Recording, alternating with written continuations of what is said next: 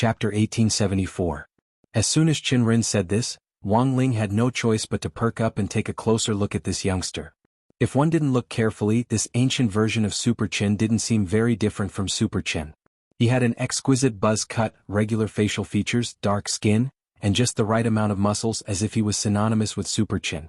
If one had to point out the difference, it would be the scar on the bridge of his nose and the fact that he was slightly taller than Super Qin. Ancient cultivators used heavenly materials and earthly treasures far more intensely than modern cultivators. Modern cultivators used heavenly materials and earthly treasures to refine pills that already had the standardized process of scientific cultivation, but ancient cultivators were different. They still used a more primitive method to refine elixirs, which was to throw the natural treasures they had collected into the furnace, and then leave it to fate. If they succeeded, the medicinal effects would be far more intense than those of modern cultivators, so ancient cultivators who had survived were much stronger than modern cultivators in terms of realm growth and development. Modern cultivators paid more attention to safety. Elixirs of the same standard wouldn't have any negative effects on the body, and the rest would be to use money to accumulate resources for cultivation. According to Zhang Zipei, there had been many ancient cultivators who had killed themselves by taking elixirs to achieve breakthroughs, and the number of them added up was enough to circle the earth several times. Qinren, I knew you'd be here too. While Wang Ling was staring at Qinren absent-mindedly, a loud voice rang out in the distance. A huge figure walked out of a palace hall and arrived at the entrance of East Great Emperor's main hall. This person was fat and had short hair. After greeting Qinren from afar, he helped up the chubby woman who was kowtowing on the ground like Qinren. Mother, it's useless for you to worship the emperor. I just don't want to cultivate. It's so nice to raise the spirit beast farm my family runs, the fat boy said. The chubby woman sighed. I know you don't like cultivation, so I didn't pray in that direction with East Great Emperor. I only hope that you can have more friends and connections. That way at least you will have friends to take care of you in the future and you won't be bullied. We know you love raising spirit beasts, but you still have to cultivate. After all, your realm affects your lifespan. Your father and I don't want to see you die young. The chubby woman earnestly instructed him. In a trance, Wang Ling felt that this was an ill-fated relationship that couldn't be described in words. Even if he didn't believe it, the similarity between these two people and Super Chen's and Hero Guo's attributes was too high. Brother Guojia, I knew you'd come too. Like the modern cultivation world, these two had a very good relationship in the past, and Wang Ling felt as if he were a lifetime ago. If it wasn't for the fact that he knew that this was the ancient era, Wang Ling really would have thought that the people standing in front of him were Super Chen and Hero Guo themselves. I can't help it because a lot of friends have come to pay their respects. Guojia, and as he laughed. As I say I Wang, he said, Chen as to say I Ling as I Ren and Ling, yes we grew up together. It would be too fake if we were still so polite. Qinren laughed. The two of them put their arms around each other's shoulders and hugged each other. Wang both but as the two they're both they and to both their parents and both the parents and both. Wang Ling actually wanted to get to know these two people, since he would be able to further determine whether they were related to Super Chen and Hero Guo in the future. But he was worried that he would disrupt the course of history if he probed them, so he resisted the urge. In the end, Wang Ling hadn't expected East Great Emperor to actually walk over on his own. Wang Ying, do you know them? East Great Emperor shook his head. No, it's just that Senior seems to want to get to know them. Wang Ying, don't, it'll affect the course of history. East Great Emperor, small details don't matter as long as the big picture doesn't change. For example, if there's a showdown between great emperors here later, it'll affect a lot of people. In that case, no matter what you do, it won't affect the course of history. Wang Ling, Wang Ying, Lotus Sun and the others instantly fell into a deep silence at these words. Because they could hear the meaning in his words. In the course of history, if there was an irreversible disaster, it indeed wouldn't matter what you did before the disaster. Because the disaster was unchangeable, and everything after the disaster would be destroyed. This suddenly gave Wang Ling some misgivings. Because he knew what had happened to all the ancient ones. Most of them had been locked up in the Supreme Corpse painting by Dao ancestor Wang in the end. If this point in time was a great disaster, then in theory no matter what they did now, it didn't seem like it would change the course of history. But this was just Wang Ling's idea. At the moment he wasn't particularly clear about the structure of the eternal world, so it was always right to play it safe. Furthermore, the fact that all the ancient ones had been locked up in the Supreme Corpse painting wasn't actually a natural disaster, but a man-made one. Since it was a man-made one, the probability of triggering it might not be 100%. So the answer Wang Ling pondered on this premise was that everything they were doing in the diary now might be a way to pave the way for Dao ancestor Wang to lock up the ancient ones in the Supreme Corpse painting. It was too complicated. At that moment, Wang Ling sighed in his heart. It wasn't easy to sort out all these things, so he could only take it one step at a time. Brother, please wait, I think I've seen you somewhere before. Just as East Great Emperor was walking in the direction of the East Great Hall, Guojie's voice suddenly rang out, and he narrowed his eyes at him. Oh, is that so? East Great Emperor smiled very kindly and warmly. You look very familiar. And judging from the style of your clothes, you should be from the East Territory, right? Only people from the East Territory are equipped with vermilion bird plume ornaments. I see that the vermilion bird embroidery on your robe is very exquisite. Your identity must be unusual. Guojie frowned and guessed. You know a lot. East Great Emperor agreed. Yes, I heard it from my friends. I don't have much, just a lot of friends. Guojie smiled. Senior, please don't laugh. He's just like that, always acting familiar. At that moment, Qin Rin stepped forward and cupped his fists respectfully. You're a polite child. East Great Emperor nodded in satisfaction. Senior's bearing is extraordinary, and there are other seniors at your side, so you must be a member of the royal family from the East Territory. At that moment, Qin Rin also voiced his opinion. Also, you must be a fan of East Great Emperor. East Great Emperor. Why do you think so? Isn't Senior's attire paying tribute to East Great Emperor? Does Senior dare say that he is East Great Emperor himself? Qin Rin couldn't stop laughing. Even if he is, that's too weird. Who would come to pay their respects, don't you think? East Great Emperor, Lotus Sun, Wang Ling, everyone else, Wang Ling realized. Sure enough, the Qin family was very dangerous. It had been very dangerous since ancient times. Chapter 1875. There was no need for Wang Ling to say more about the danger Qin Ren was in. East Great Emperor could sense it. It turned out that there really were people like this in this world who could unintentionally reveal the truth. The point was that they didn't have much awareness of what they were saying. This was too frightening. In some sense, this kind of talent had already surpassed that of the royal family, which was amazing. They didn't rely on the power of their bloodline at all, and were simply crushed by their talent. When it came to bloodlines, this was what East Great Emperor found most amazing. Senior Wang. These two people, especially the one called Qin Rin, do you know all of their descendants? East Great Emperor asked weakly in the team voice communication technique. There are indeed two descendants who look very much like them and even have the same surname. But at the moment, I can't tell if the two people I know are their descendants. After a moment of silence, Wang Ying finally answered truthfully. This amazed East Great Emperor even more, and he was utterly shocked. These two people in front of him couldn't even be considered members of the royal family. At most, they were nobles in a territory, the kind of rich people who didn't have to worry about food and clothing, but their cultivation talents were inferior to the royal family. If Guojie and Qin Ren really were the ancestors of Hero Gua and Super Qin, it could be said that the luck of these two clans was simply heaven-defying. They clearly weren't ancient beings with royal blood, but they were able to leave behind descendants who could transcend time and reach the modern cultivation world. What kind of terrible luck did this clan have? Even many members of the royal family didn't have this kind of luck. After all, Dao ancestor Wang had gone crazy and locked up all the ancient beings, the emperor, the royal family, the rogue cultivators and ordinary people among the ancient beings. In the same world in the painting, he hadn't let a single one of them off. As for the rest, probably only a few tenths of a percent of the population had survived, and it was definitely easier for those with royal blood to escape the devil's clutches. Since they were strong enough, they might have the means to pull the wool over everyone's eyes. Given that they weren't members of the royal family and didn't have enough strength, there were pitifully few ordinary people who could openly slip away. In Wang Ling's eyes, this probability of escaping was already no different from winning the lottery. All in all, this trip to the temple was a pleasant surprise for Wang Ling, and could also be considered a kind of scare. This feeling of meeting an old friend in a foreign land was incredibly magical. Then the question was, since Super Chen's and Hero Gua's ancestors had appeared, would he also run into his immemorial self? Initially, they had come to the temple to wait for Madame Shanxiu's appointment. He hadn't expected that instead of Madame Shanxiu, they would trigger some strange plot. Brother, you look very familiar. Do you want to exchange a spiritual mark? Guojie, who was already very familiar with him, asked. He took out a piece of jade with an expectant look. The eternal world did not have such modern equipment, let alone the internet. Cultivators still used primitive methods to communicate with each other, such as leaving spiritual energy imprints.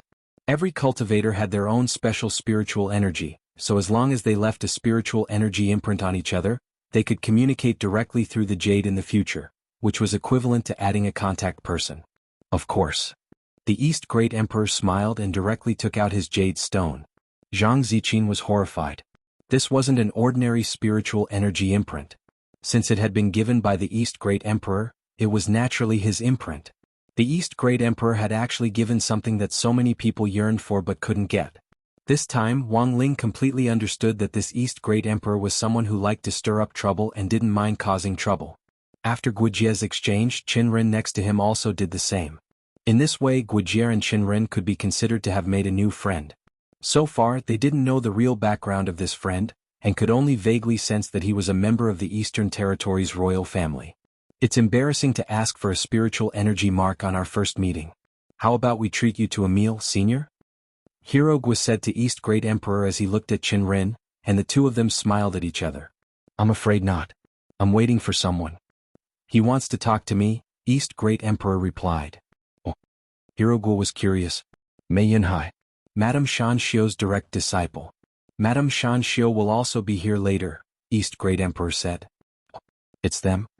To East Great Emperor's surprise, this Guijie's network was broader than he had imagined, and he even knew Mei Yunhai and Madame Shanxiu.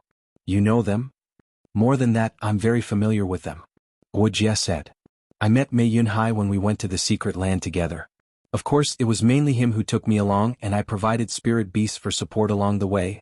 All kinds of spirit beasts for transportation, spirit beasts to assist in attacks, and spirit beasts to store food and so on. Spirit beasts to store food. Everyone blushed with shame when they heard this. So, he was so hungry that he directly ate spirit beasts as meat? That was too cruel. Guijie put his hands on his hips and said with the expression of a diviner, and let me tell you, I even know why Mei Yunhai is looking for you. Shouldn't it be Madame Shanxiu looking for me? Why Mei Yunhai?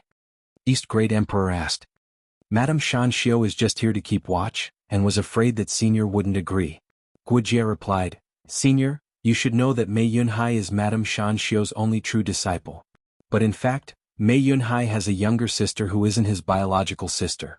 She and Mei Yunhai ran to become Madame Shanxiu's true disciple, but unfortunately Madame Shanxiu didn't choose her. Why are you telling my master this? Zhang Zizi raised his eyebrows and asked. I know that Senior is extraordinary, and is a member of the East Territories royal family. Since she is a member of the East Territories royal family, she must have a connection with East Great Emperor. Guijie said, Senior, can't you see that Madame Shanxiu's main purpose for looking for you is to send Mei Yunhai's younger sister to the East Territories Imperial Palace to cultivate everyone? Hearing this, Wang Ling suddenly felt like he had been cheated. What happened to discussing the secrets of the Book of Nine Realms? Why was it suddenly about finding a partner for East Great Emperor's harem? This woman? Zhang Zizi's lips trembled and he was about to scream. At that moment, there was a commotion inside the temple. At the door, several familiar figures appeared, and because of their astonishing fame in the eternal world, they attracted the attention of the surrounding onlookers. It was Madame Shanxiu who had come with her true disciple, Mei Yunhai, and a young girl who looked natural and unrestrained. She was wearing a long aqua blue dress with a white silk chiffon over it. The pearl belt around her waist was particularly eye-catching, and her silky black hair hung down to her waist. Her crescent eyebrows and starry eyes made her look very beautiful, snow-white skin. The girl's steps were light and full of confidence, which gave Wang Ling a very familiar feeling. Then she walked up to East Great Emperor in 2 or 3 steps. Before Madame Shanxiu and Mei Yunhai could introduce themselves, she smiled and introduced herself. Hello, Senior. My name is Sun Fu, Mei Yunhai's adopted sister. An inner sect disciple of Immortal Mountain Sect. When this sweet voice rang in their ears, Wang Ling was dumbfounded. Wang Ling was stupefied and so was Lotus Sunday. Chapter 1876. These days, there were many members of the royal family who wanted to send their children to the imperial palace to gain experience.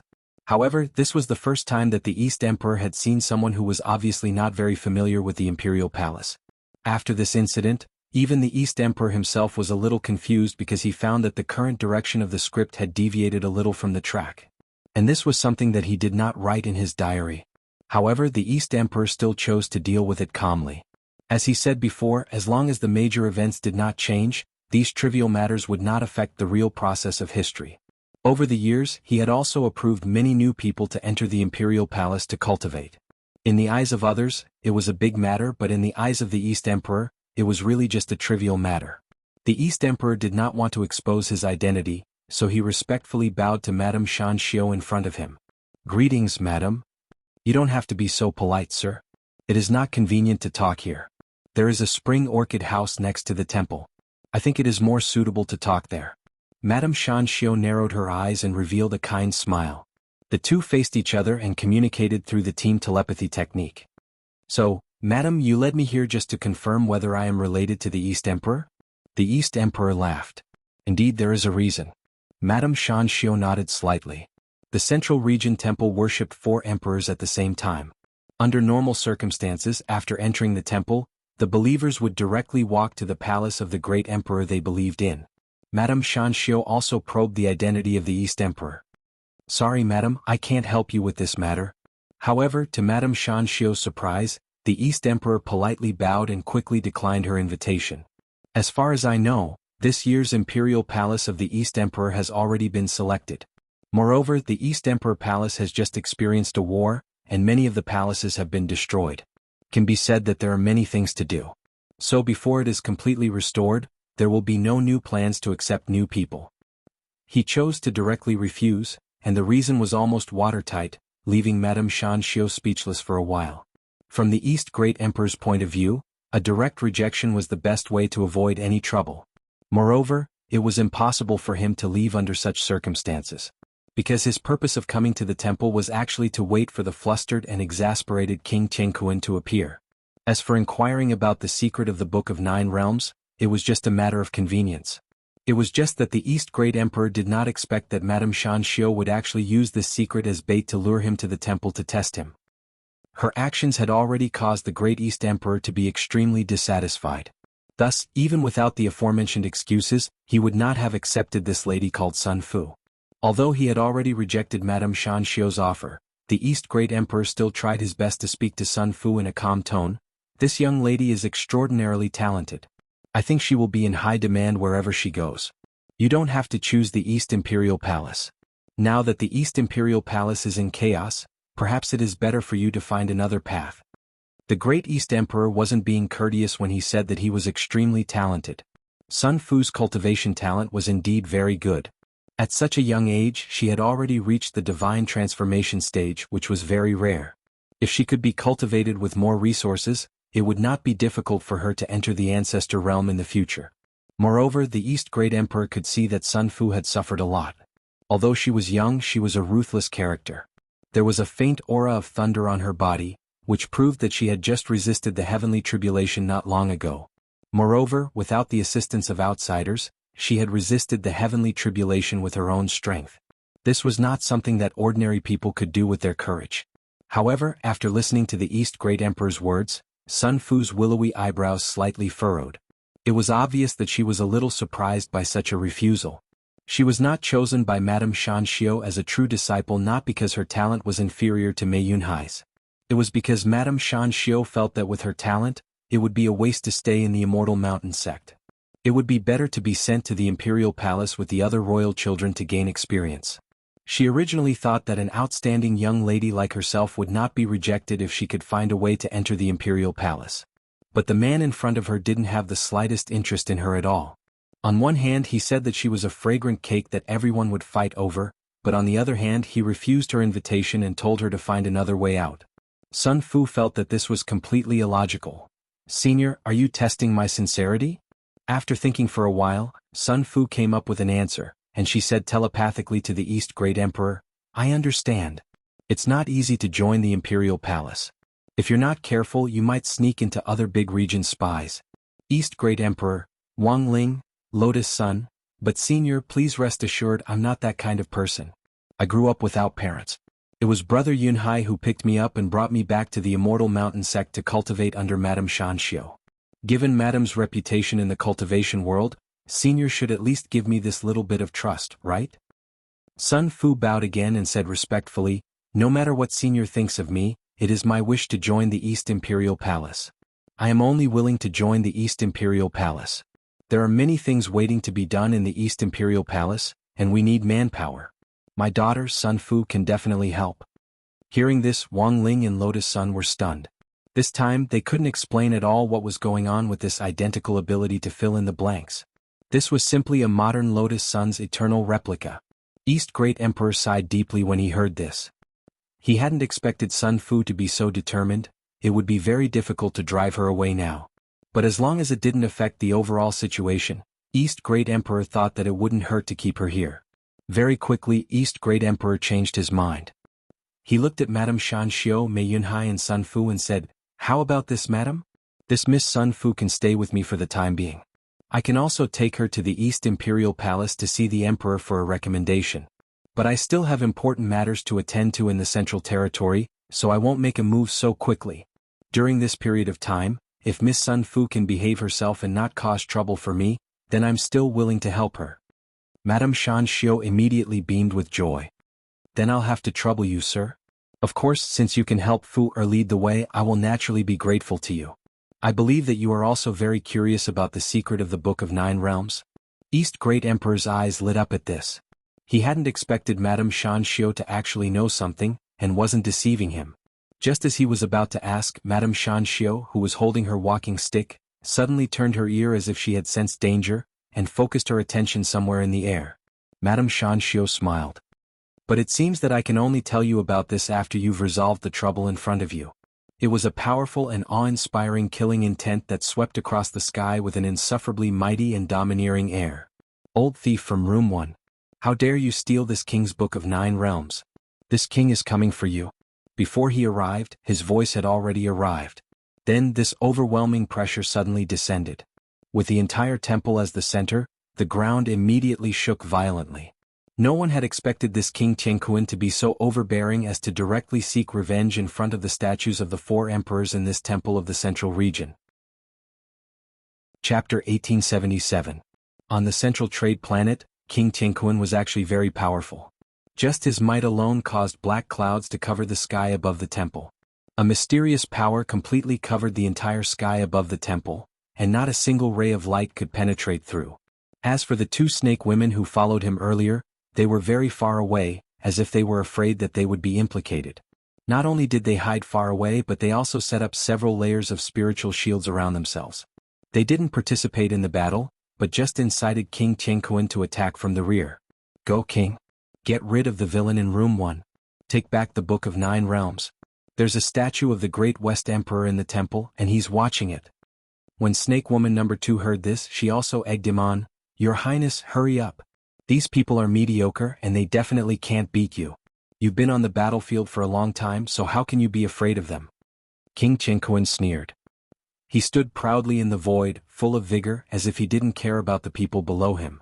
At this moment, the believers in the temple were either fleeing or scattering. King Tianquan watched them flee in all directions and he didn't stop them. His target was very obvious. He was targeting the Great East Emperor's group. As for the other believers in the temple, they weren't his target and he wasn't interested in them. However, this was the central trade planet and very few people dared to directly attack here. As the Alliance army, the Central Galaxy's ancient city guards couldn't just stand by and watch. Immediately, dozens of guards appeared on the other side of the sky on their spiritual swords like meteors. When they saw that the person standing there was King Tianquan, the expressions on everyone's faces changed. This was the representative of the Great Western Emperor, and his battle prowess was extraordinary. Now that he had chosen to fight here, the guards of the ancient city instantly became very passive. "King, this is not the place to attack." A captain of the ancient city guards stood up and talked to King Tianquan with a head full of cold sweat. He was under a lot of pressure and his heart trembled. This King Tianquan was indeed the representative of the Great West Emperor, a big shot who had been on the battlefield for a long time. Just by standing in front of him, he could feel the terrifying pressure. Seeing King Tianquan remain silent, his Adam's apple involuntarily rolled, and then he said, "If King Tianquan can use the core world to fight, we will leave immediately." This was the ancient city guards' way of advancing by retreating. It was their duty to mediate the conflicts and wars in the Central Galaxy. However, the person they were facing was King Tianquan, an extremely troublesome character. The ancient city guards knew that they were powerless to stop him, so they could only take a step back and hope that King Tianquan could use his inner world to fight. However, King Qingquan couldn't care less about this. He didn't care about these ancient city guards at all. Then wouldn't my inner world be a mess? This king will fight here. Don't worry, I won't cause any trouble for you. This king knows his limits and won't cause too much damage to this place. When the guards of the ancient city heard this, they couldn't help but look at each other. They wanted to say something but hesitated. Even with King Qingquan's guarantee, most of them were still extremely hesitant. A battle between deity transformation realm experts was a weapon of destruction, let alone a progenitor like King Qingquan. If a progenitor went all out, then it wouldn't just be an apocalyptic battle. Instead, it would be a proper planetary war. It doesn't matter, everyone. Since King Qingquan wants to fight with me, I naturally have no reason to refuse. Don't worry, I won't let King Qingquan wreak havoc here. At this moment, the Great East Emperor smiled kindly and said, if it is damaged with the divine elephant of the Great West Emperor here, you can ask the Great West Emperor for the cost of the repair. I believe that the Great West Emperor is wise and will never renege on the debt. At this moment, a powerful surge of spiritual energy rushed out from the East Emperor's body like a flame. This was just the most common fire elemental spell, not the vermilion bird divine ability, but it was already so terrifying. This was because the East Emperor didn't want to directly reveal his true identity, so he deliberately hid it. He was currently playing the role of a member of the royal family from the East Domain. Therefore, it wasn't strange for him to have a fire element spell on him. King Qingquan had already noticed that the guest in room 1 wasn't an ordinary person, but the intensity of this spirit power still made his eyes twitch slightly. The moment their auras collided, the scene immediately became irreconcilable. The ancient city guards in the sky couldn't withstand this collision of auras at all, and were extremely embarrassed to be caught in the middle. They had no choice but to descend from the sky and take charge of dispersing the crowd and building a barrier. Madame Shanxiu, it's very dangerous here. An ancient city guard approached Madame Shanxiu and tried to take her away. However, Madame Shanxiu just smiled slightly. It's fine, I'm here. She then looked at Sun Fu, Qinren and Guijie next to her. These 3 juniors will also be under my protection. Nothing will happen to them. Drive away the other independent cultivators first. Their safety is more important. Madame Shanxiu's expression was unexpectedly calm and composed, and Lotus Sun, Zhang Zipei and Wang Zhen were all a little dazed by her. They were certain that Madame Shanxiu wasn't from the modern era, but her calm attitude as if she already knew Wang Ling's identity, made them feel very puzzled. Boom. King Qingquan pressed his palm forward, and the sound of the great Tao instantly boomed. He moved extremely quickly like a flood dragon exploring the sea, and the blazing light it produced shattered the surrounding space. Dark purple lightning flashed in an incomparably terrifying manner. This was the Western region's romance of the dragon and snake, divine power, which King Qingquan had already cultivated to the 10th level. His palm moved at a terrifying speed, like a snake, a dragon and a flood dragon, twisting together in an earth-shattering manner. Together with the blazing light emitted by East Great Emperor, it formed a dazzling yin and yang pattern. One yin and one yang, one was like a demon god descending to the world, and the other was like a golden crow flying in the sky. Hiding in East Great Emperor's body, Wang Ling secretly observed everything. He hadn't directly assisted East Great Emperor in his attack, and everything he was seeing now was East Great Emperor's own strength. It could only be said that East Great Emperor was indeed an expert with the bearing of a great emperor. He just stood where he was with his hands behind his back and was unusually steady. Just as the Great East Emperor had said before, he was only facing a duke. How could a mere duke make him, a great emperor, feel fear? So, standing where he was, he just wrapped his palm in fire, then clenched his fist and punched out at King Qingquan in front of him. Boom. A huge and blazing light burst forth from East Great Emperor's fist and shot straight at King Qingquan's body like a fire dragon. East Great Emperor's blow could be said to be unstoppable. After it exploded with astonishing power, it shot into the sky and formed an astonishing pillar of fire that the naked eye couldn't see. What happened next was completely out of everyone's expectations. Everyone, including the East Great Emperor himself, was astonished. Because East Great Emperor hadn't expected this at all. His punch, to actually directly kill King Qingquan, and this wasn't written in the diary at all. Chapter 1878. With just one punch, King Qingquan had been directly reduced to ashes. East Great Emperor was instantly stupefied.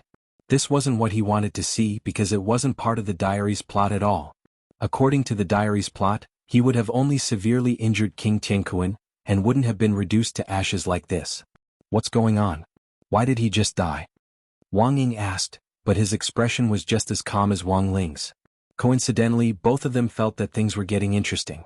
Wang Ling had initially thought that since this journey of eternity had been planned, there would definitely be some hiccups, and it wouldn't go as smoothly as the diary had planned.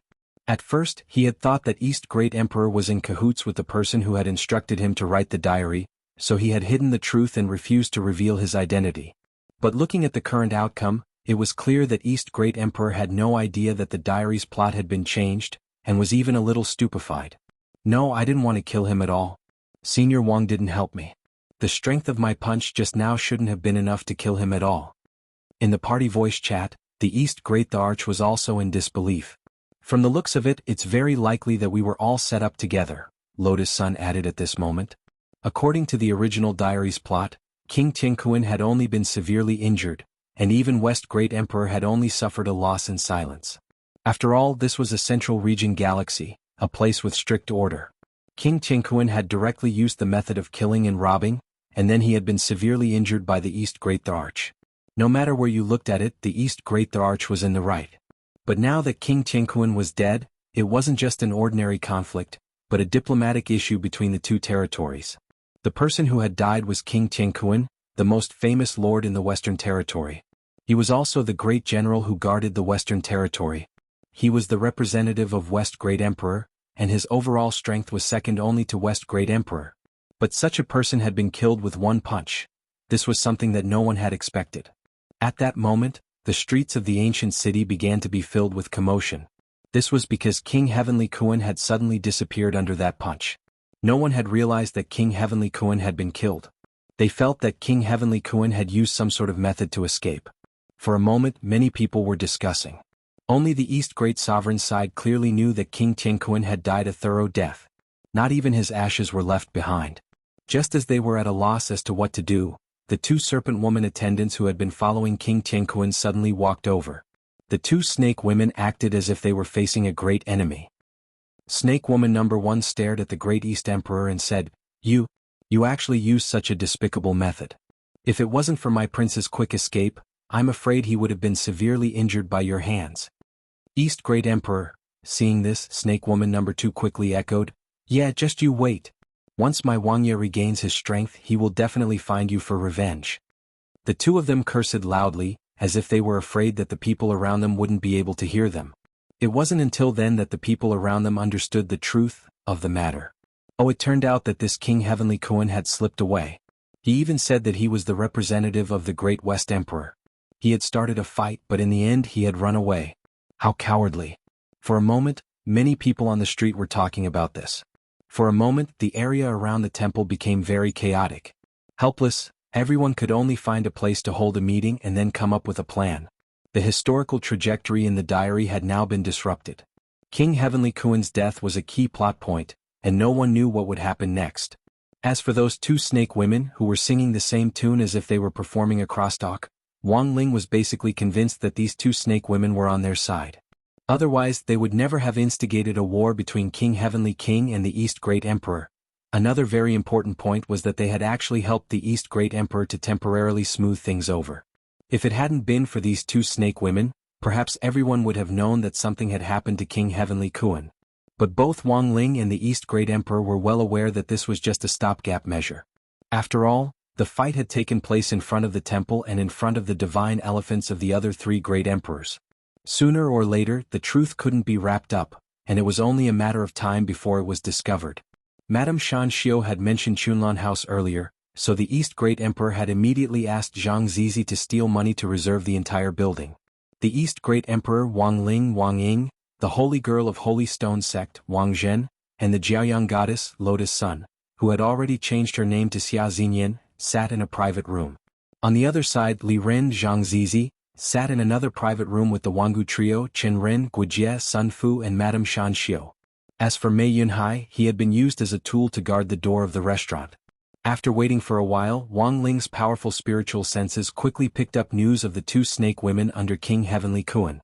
He had already informed Mei Yunhai, so when he saw the two Snake Women arrive, Mei Yunhai didn't stop them and directly let them in.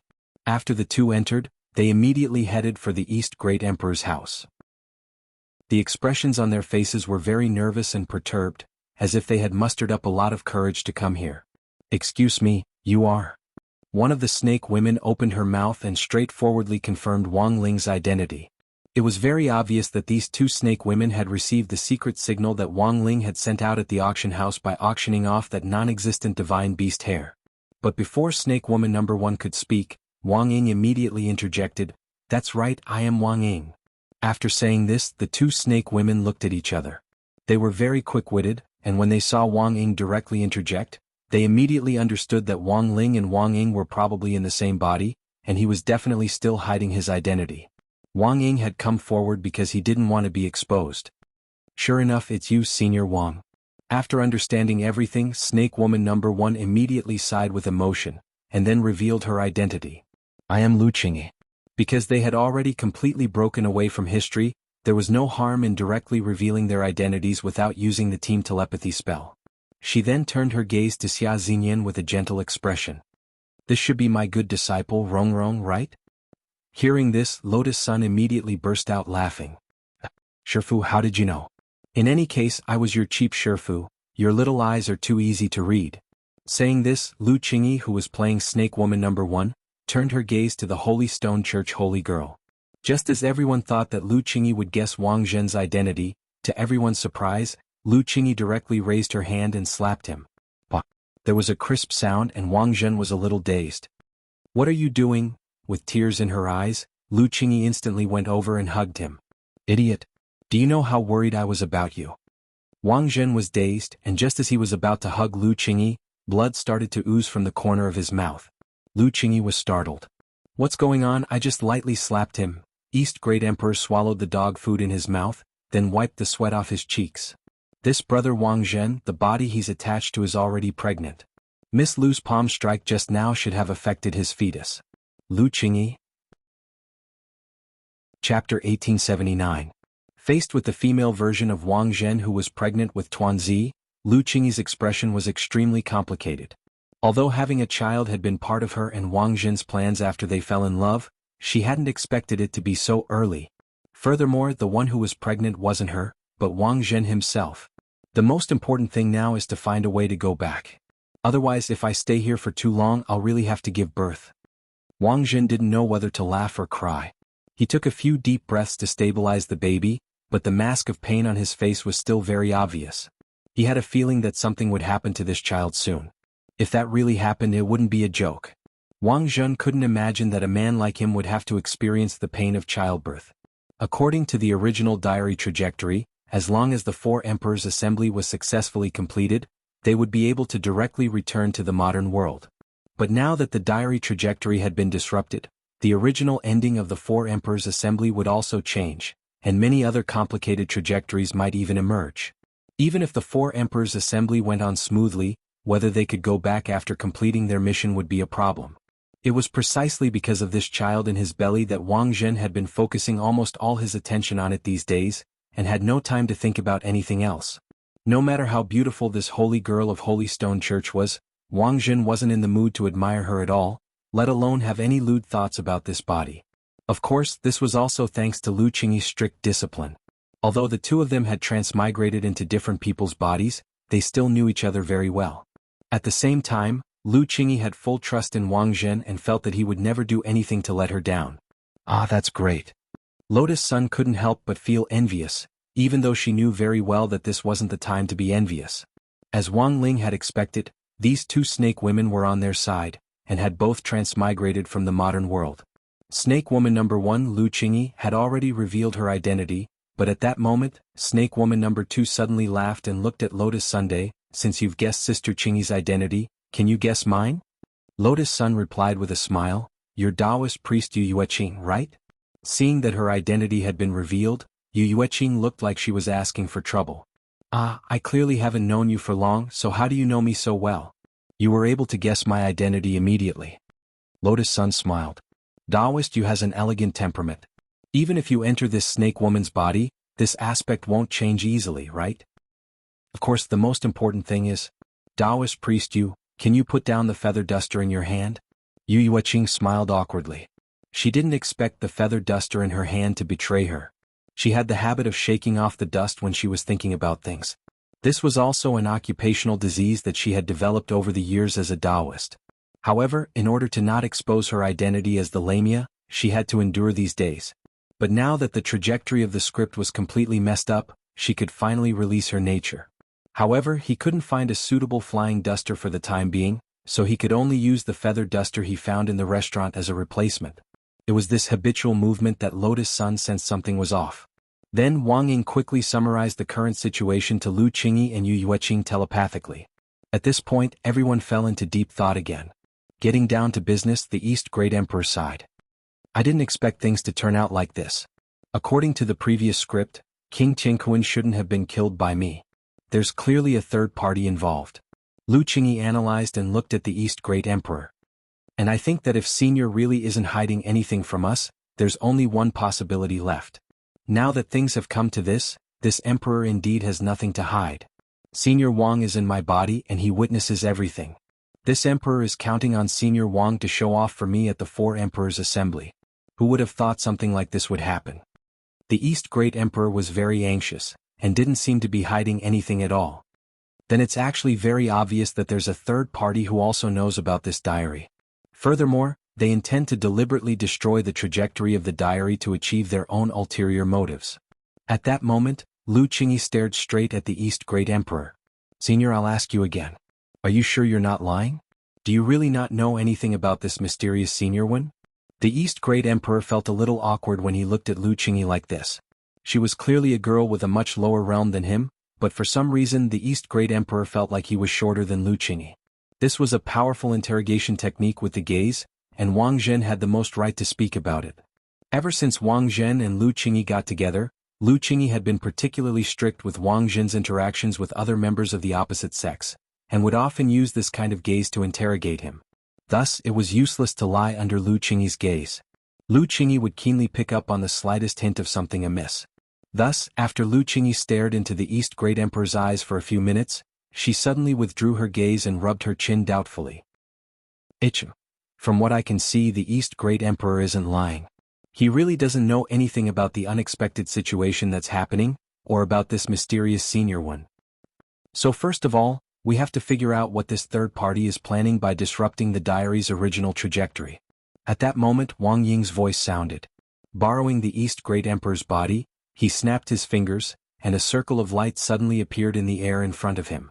Inside the circle was the scene of Zhang Zidon talking to Madame Shanxiu and the others in another room. At that moment, Zhang Zidon and Madame Shanxiu were testing each other out, and they happened to ask about the key topic of the Book of Nine Realms. Madame said that as a reward for my master, she would reveal a secret about the Book of Nine Realms. Zhang Zidon asked, Madame said that as a reward for my master, she would reveal a secret about the Book of Nine Realms. This Madame's words naturally count. Yes, Madame. Madame Shanxiu smiled amiably and then gave Sun Fu a look. Fu, or take it out. Yes, Madame. Sun Fu nodded obediently, and then took out a familiar scroll from a storage ring. This is... Zhang Zidon and the others in the other room were instantly stunned. It's as you can see.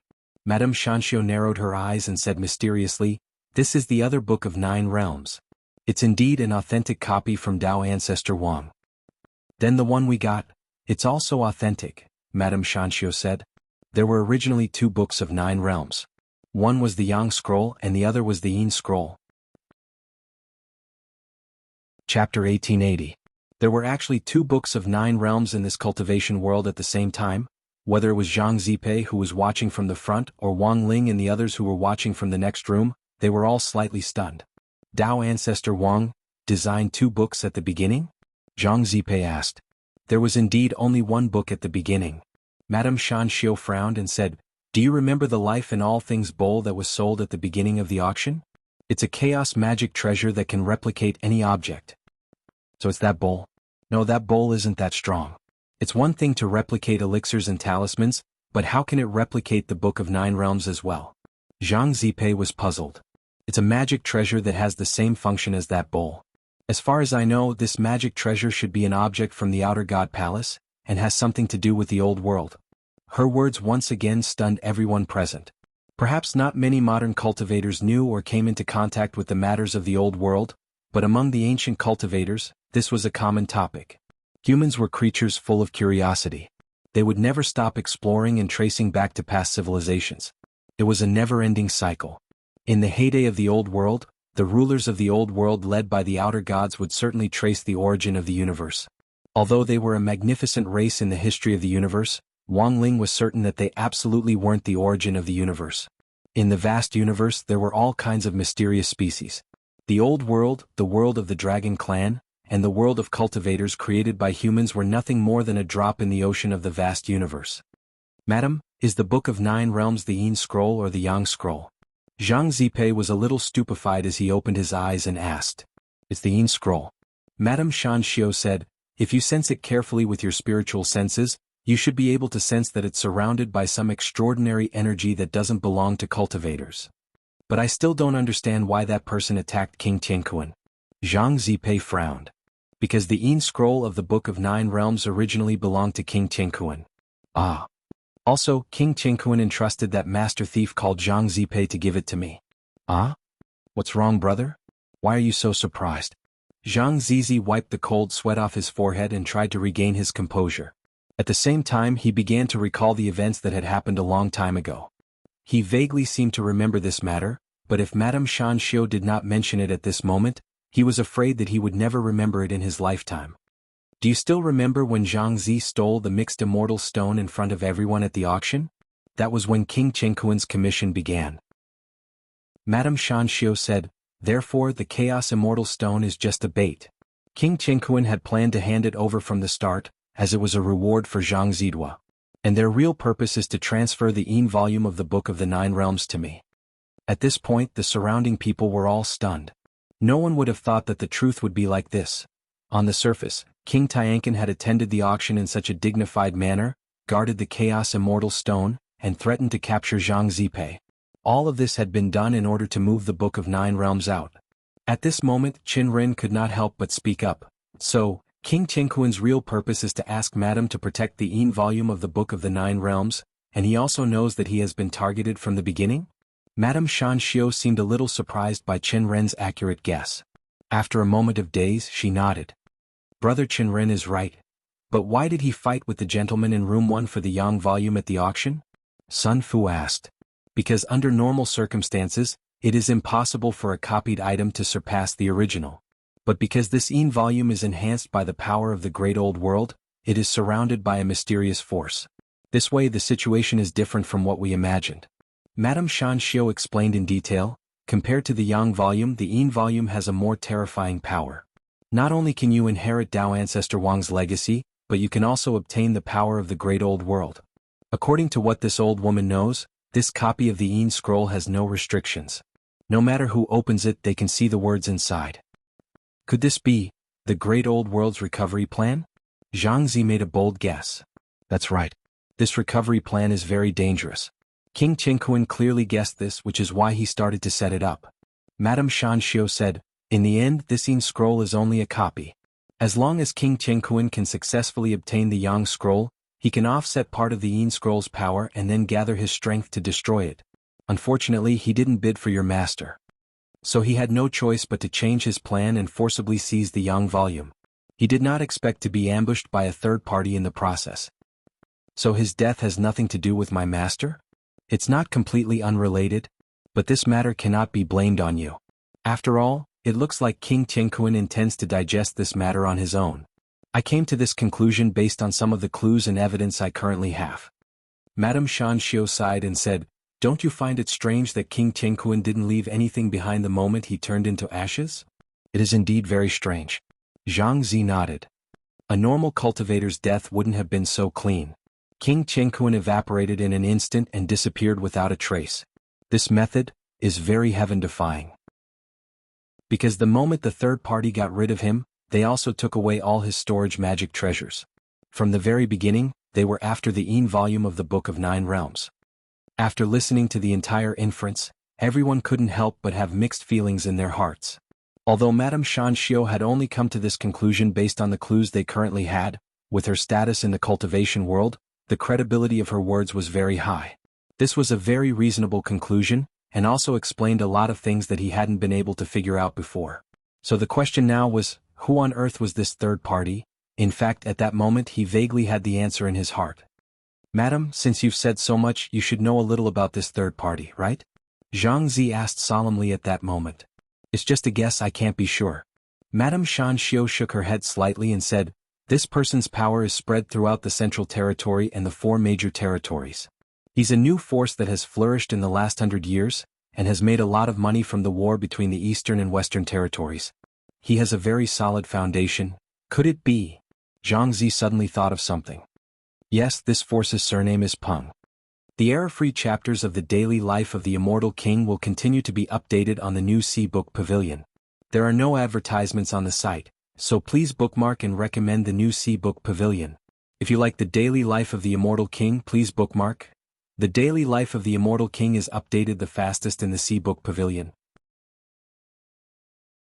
Chapter 1881. It could be said that Madame Shan Xiu's words explained a lot of things that he hadn't been able to understand before. For example, given Dao Ancestor Wang's prestigious status in the cultivation world, why had he chosen a rebellious person like Peng Shiren as his disciple? After all, talent wasn't the only thing that mattered when it came to choosing a disciple. Morality and character were equally important.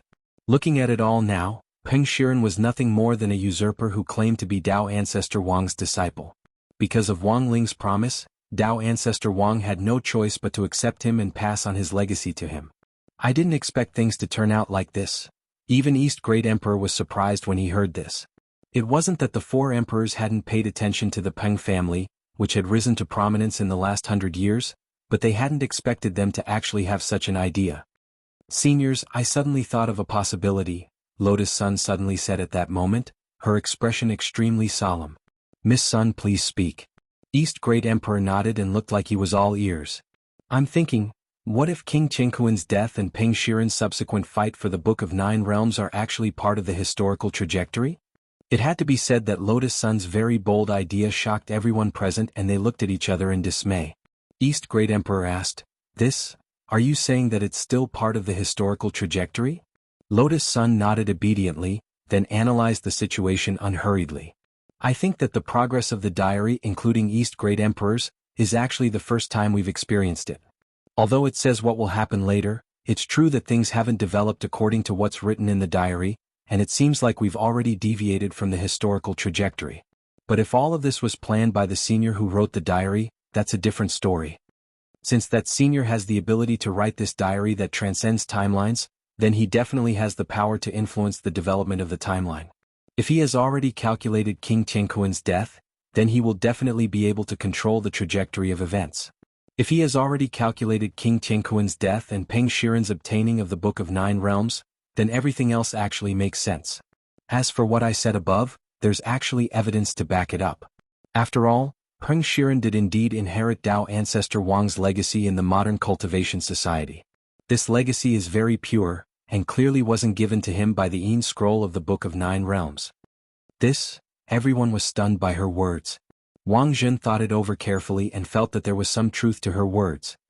Actually, Rongrong's words are quite logical. Also, why do I feel that rather than saying that the person who was clearly arranged is the dead King Qingquan, it's better to say that it's this Peng Shiren? Lu Qingyi quickly nodded in agreement with Wang Jun's opinion. That makes sense. After all, in the timeline of the modern cultivation society, even if Peng Shiren inherited Dao Ancestor Wang's orthodoxy, he would still be beaten up by Senior Wang, wouldn't he? That is to say, this orthodoxy was probably inherited by him on purpose in our timeline. Wang Ling and Wang Ying, so that was how it was. At that moment, Wang Ling couldn't help thinking that Lotus Sun was a genius. He had only wanted to find the mastermind behind the mysterious text, but he had neglected this layer of logical connection. That was right. This Peng Shiren had already inherited his orthodoxy in the modern cultivation society. Even if he had inherited Dao Ancestor Wang's orthodoxy, it wasn't as strong as Wang Ling had imagined. Orthodoxy was a good thing. It could greatly increase a cultivator's cultivation in a short period of time, which was the equivalent of a grandmaster giving a meal to eat. But orthodoxy also had its limits. Because if Peng Shiren had talent that surpassed Dao Ancestor Wang's, inheriting Dao Ancestor Wang's orthodoxy would instead be a shackle for him. And this point was actually proven right now. Because Peng Shiren wasn't interested in the orthodox Book of 9 Realms, He was instead more interested in the Een Scroll replica. After all, the Een Scroll contained the power of the old world, which could double his strength and give him infinite possibilities. After analyzing the situation at this point, it seemed that the current situation was already infinitely clear. Faced with a script that had completely deviated from the diary's trajectory, Wang Ling finally knew how to put a full stop to this plot from the eternal world. It looks like we still have to wait for the Four Emperors' assembly tomorrow. At that moment, Wang Ying looked around and said, "It's impossible that Great West Emperor doesn't know about King Tianquan's death. Under normal circumstances, given the conflict between Great West Emperor and Great East Emperor, he would have already come looking for revenge. But Great West Emperor hasn't done anything yet. This can only mean one thing, and that is that Great West Emperor has also thought of this, which is why he hasn't made a move. In that case, the force that Ping Shiren belongs to will still make a move," said Yu Yueqing. She did her best to straighten her posture and control her snake body. Although moving was no different from walking on two legs in a normal situation, this abrupt feeling was still present. This Ping Shiren doesn't know that King Tianquan has already transferred the Een Scroll, and that it's in Madame Shan Xiu's hands. So the most likely scenario now is that he'll directly snatch the Yang Scroll. Then he'll use a magic treasure or secret art from the old world to replicate the Een Scroll. Daoist Yu is absolutely right. At that moment, Wang Ying's eyes met Yu Yueqing's. This Taoist priest was young, but extremely quick-witted. On the other side, Zhang Zipei had also come over with the Een Scroll that Madame Shan Xiu had given him. Madame Shan Xiu was a woman of her word. Not only did she explain the whole story, she also directly offered the Een Scroll to Wang Ying. She wasn't stupid. In her hands this thing was no different from an invisible time bomb.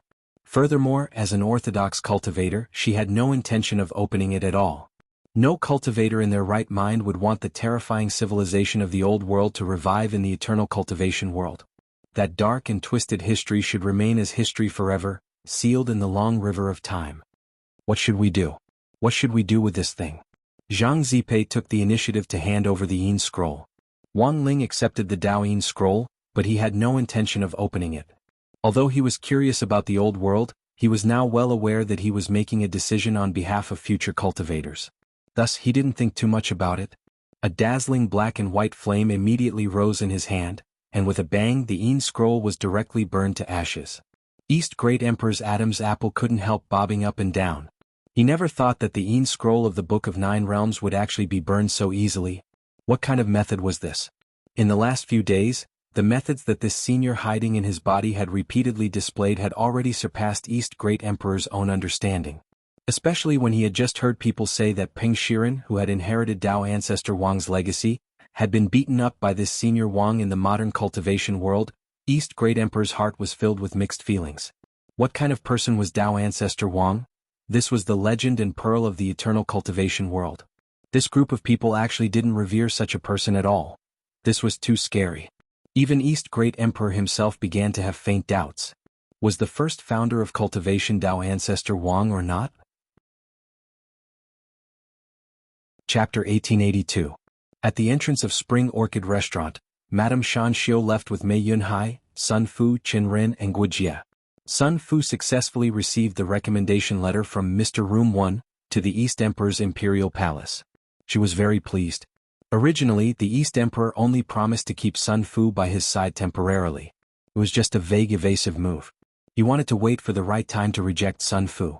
But now, Madame Shan Xiu had fulfilled her promise regarding the Book of Nine Realms. It could be said that she had made a great contribution. He felt that if he still did not agree to Sun Fu's request, it would be unreasonable. Therefore, he immediately asked Zhang Zi to draft a recommendation letter using Li Ren's notes and stamped it with the royal seal that was prepared in advance. He then sent the entire letter to Sun Fu. Sure enough, after receiving the recommendation letter, Sun Fu was overjoyed. Oh my god, this is the 9-star royal seal. This person is really a big shot. His status is noble. With this recommendation letter, there's 100% chance that you'll be able to cultivate in the East Region Imperial Palace. The few of them stared at the seal on the recommendation letter with their eyes wide open. The royal family was a noble member of any domain, but there were actually different ranks among the members of the royal family. Under normal circumstances, a royal family with a 9-star royal seal could only mean one thing. That was that this royal family had a direct bloodline connection with the emperor in the East Emperor Palace. Therefore their status was far more noble than ordinary royal families. Thank you, madam. If it wasn't for you, I think this matter most likely wouldn't have happened. Sun Fu smiled brightly, like a dazzling summer flower.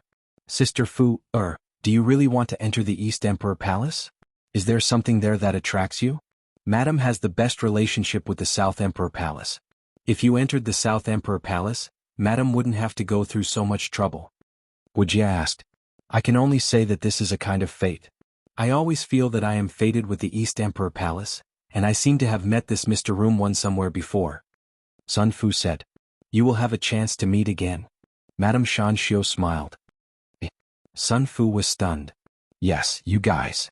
Madame Shan Xiu maintained her benevolent smile. She swept her gaze over Sun Fu, Qin Ren and Guijie with a meaningful look in her eyes. On the other side, after sorting out his basic thoughts, Wang Ling already had a clear idea of what to do next. If he was right, Peng Shiren would definitely continue to make a move on the Yang scroll in his hands. In this situation, all he needed to do was wait for the heir to come to him, but he felt that he couldn't wait that long. He had to find Peng Shiren and then resolve this ill-fated relationship from ancient times. However, with the vastness of the eternal world and the number of galaxies, it was like looking for a needle in a haystack to find a person in the vast number of planets. He had no choice but to require the help of others. Fortunately, Wang Ling had already contacted quite a few partners. As long as everyone worked together, it wouldn't be difficult to find Peng Shiren no matter how vast the universe was. With the help of the other great emperors, it'll be easier to find this Peng Shiren if we combine the strength of the 4 emperors to lay an inescapable net, East Great Emperor said through the voice chat spell. But the 4 emperors' assembly hasn't started yet. How do we contact the other great emperors? Zhang Zi asked secretly. There was a way to contact the other great emperors, but it wasn't direct. They still needed to wait for their responses, and any delay might cause problems. Thus, East Great Emperor thought that it was best to have someone who could act as a medium to pass on information at this time. Furthermore, this person had to be very clear about the positions of the 4 great emperors. The first person East Great Emperor thought of in the eternal world was Lu Mukin, the president of the Central Auction House. Senior Wang, didn't you say before that Lu Renwen, the son of the president of the Central Auction House, is also one of you? East Great Emperor suddenly asked at that moment. That's right. He also transmigrated from modern cultivation society to the eternal world. Wang Ying nodded. If this senior can use his identity as the son of the president of the Central Auction House, Lu Renwen, to invite his father, Lu Mukin, out of retirement. This Lu Mukin should be a medium to pass on information about us 4 emperors, and he might have the means to find a place for us to meet before the 4 emperors' assembly, East Great Emperor said. He knows about you 4 emperors? Who on earth is he? Wang Ying was very curious. I heard that this Lu Mukin used to be Dao ancestor Wang's personal guard. No wonder he has this kind of ability. Wang Ying sighed. He felt that all this could be considered an arrangement. Fortunately, the person who had transmigrated into Lu Renwen's body was Qin Zong, so as long as Wang Ling sent a telepathic message to Qin Zong from afar to ask him to do this, it shouldn't be difficult to invite Lu Mukin out of retirement. In fact, Lu Mukin and Qin Zong arrived a little faster than he had imagined. He had only sent the message to Qin Zong less than a quarter of an hour ago. 2 tightly wrapped black-robed figures appeared at the entrance of the Spring Orchid brothel. One of them was Qin Zong, who had transmigrated into Lu Renwen's body. Everyone was very surprised that this matter had been settled so quickly. Senior Qin settled it so quickly? Lotus Sun glanced at Qin Zong, who had taken off his hood, and then saw the person standing next to him also take off his hood. This was a middle-aged man with a well-proportioned build and a mustache. At first glance, Lotus Sun's impression of him was that he was naturally dignified and gave off a faint sense of dignity. This person was none other than Lu Mukin himself. Considering that Lu Mukin had previously been Dao ancestor Wang's personal guard, it wasn't too surprising that he had this kind of aura. But very quickly, Lotus Sun realized that this Lu Mukin was gradually losing his composure. He first looked at Lotus Sun and said, "Mistress." Lotus Sun immediately returned a startled look. You are..." Then that dignified face started to twist, and the moment he saw East Great Emperor, he dropped to one knee on the ground on the spot and threw himself at Wang Ling with tears in his eyes. "Shifu, oh Shifu. Disciple missed you so much.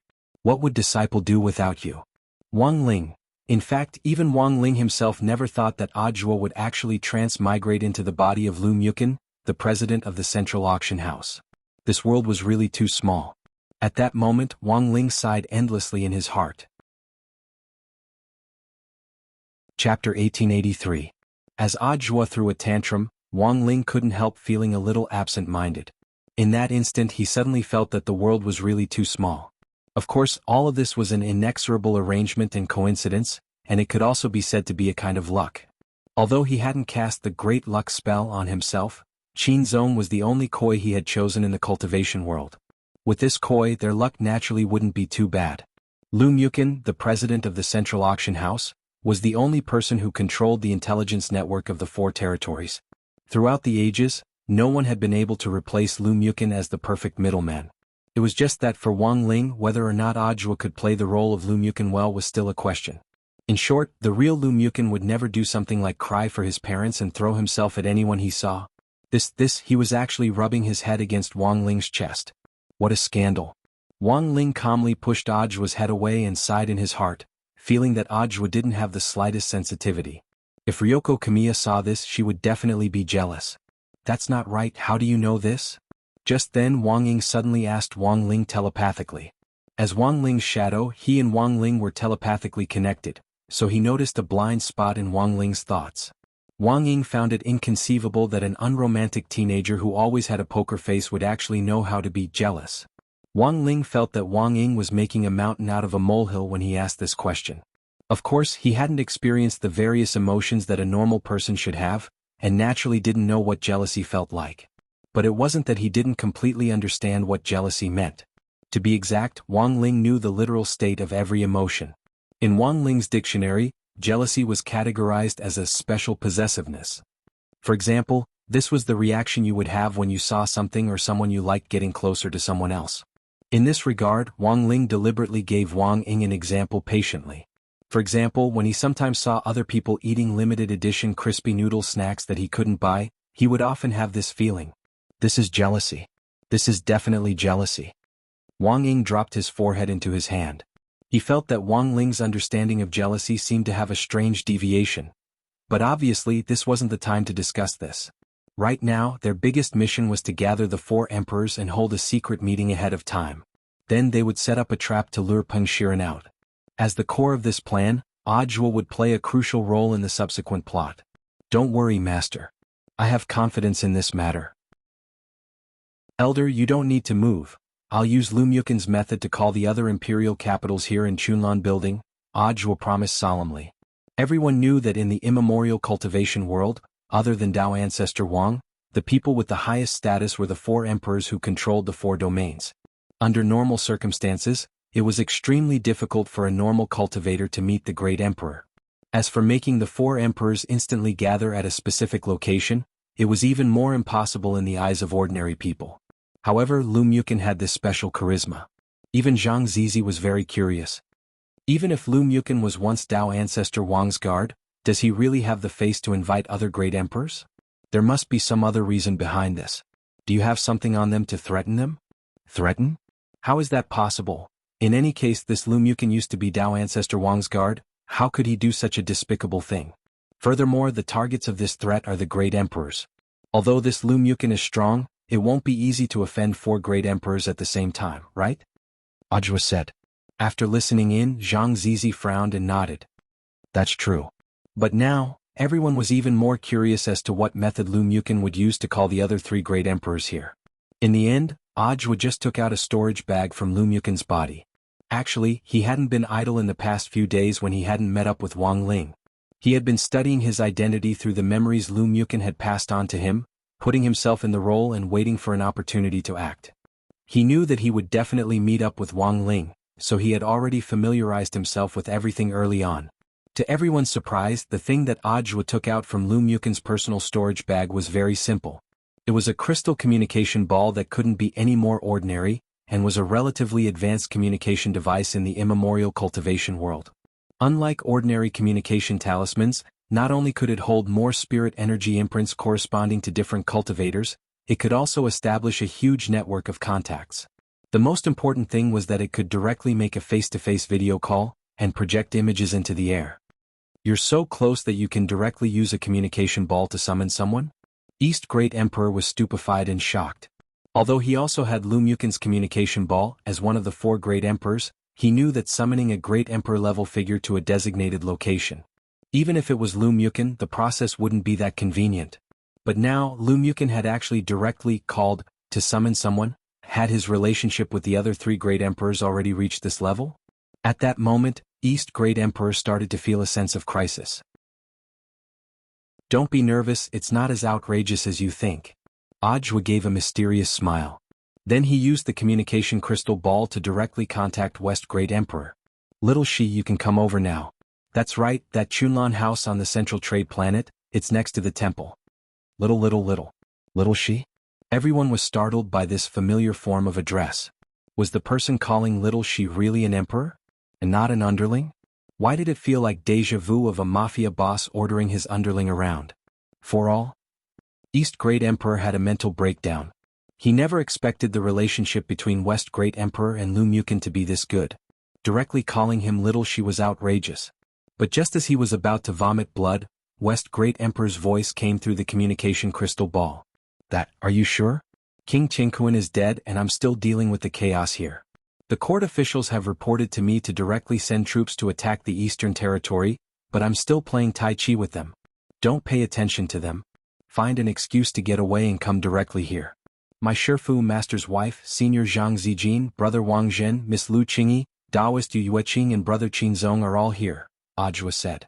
After saying this, everyone finally understood a little. Lotus Sun instantly understood, and an enlightened expression appeared on her face. Senior Zhua, could it be that this great West Emperor is also? At that moment, Ajwa smiled. That's right. This West Great Emperor is actually Senior Li Xian. Brother Qin Zong and I didn't do anything else in the past few days in the Eternal World except make calls through this communication crystal ball. In the end, we didn't expect each call to be accurate. Hearing this, everyone was even more shocked. Lotus Sun, then the other 2 emperors? Master's wife, you're right. The other 2 emperors are also our people. North Emperor is Brother Xiang Yi, and the only female emperor, South Emperor, is Senior Golden Lamp. Senior Golden Lamp? Don't worry, they're all very good at acting. After all, Senior Golden Lamp had the experience of being a woman in several reincarnations. He's more than enough to play an empress. That is to say, apart from Brother Gu Xuanji, we've found everyone else who has transmigrated to the Eternal World. No, there's still Inger. Inger isn't with me. Oh, I see. Don't worry, Master's wife, I haven't finished calling my contacts yet. Later, I'll have Senior Qin Zong stand on the side and call a few more. Chapter 1884. Wang Ying also knew that Sun Yinger had disappeared. Although he didn't show it on the surface, he had already secretly activated Shadow Dao's sensing ability to sense her many times. But for some reason, after coming to this Eternal World, the connection between him and Sun Yinger had been completely cut off, and there was no sign of any connection at all. Wang Ying was sure that this wasn't a problem with Shadow Dao. After all, the connection between him and Wang Ling was still there, which meant that Shadow Dao was operating normally. But why couldn't he sense Sun Yinger? Wang Ying felt that there might be some other reason behind this.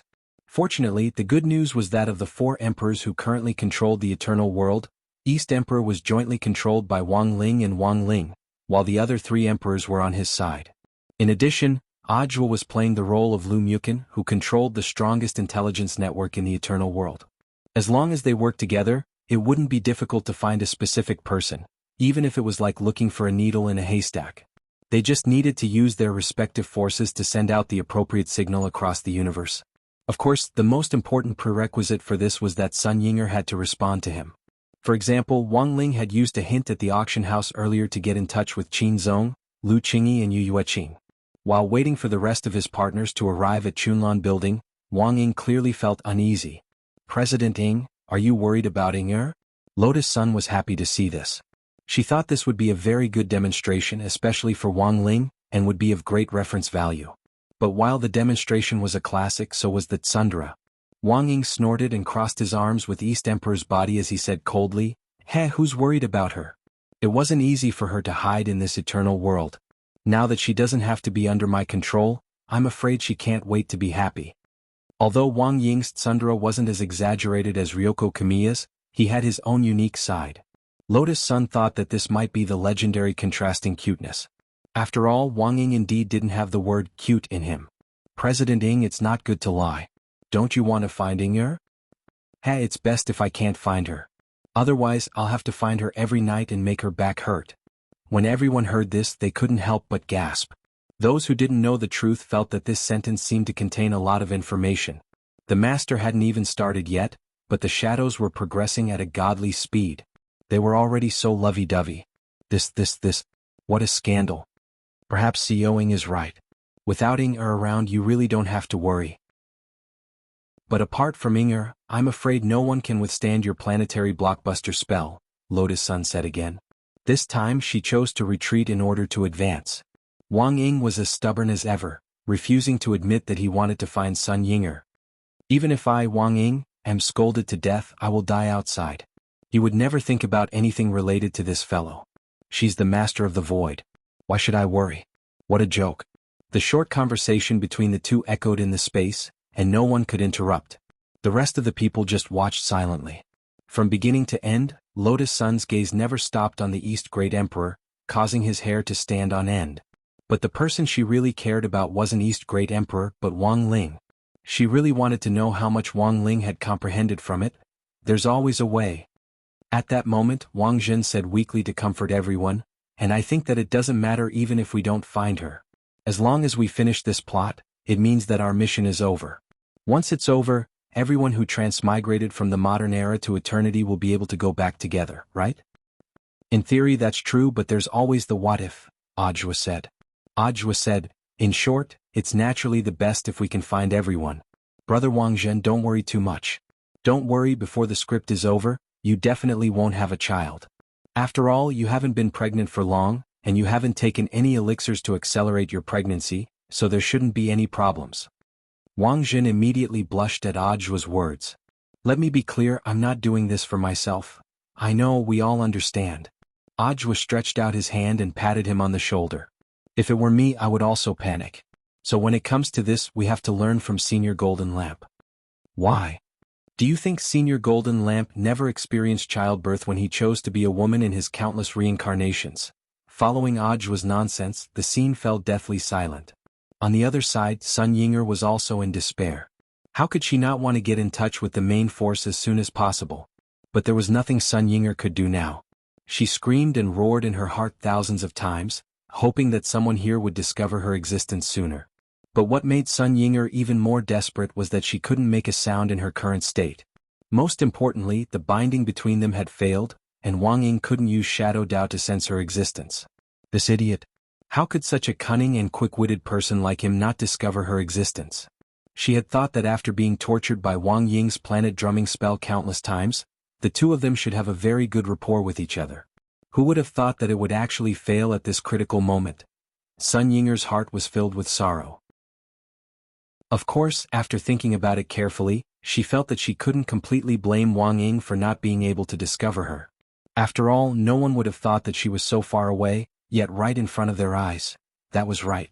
After coming to Immemorial, the character she had transmigrated into was the child in the belly of the Holy Stone Church's Holy Virgin, played by Wang Zhen. At first, Sun Yinger hadn't realized this, and thought that she had just been trapped by some array. But Lu Qingyi's slap on Wang Zhen after she saw him had directly jolted her awake.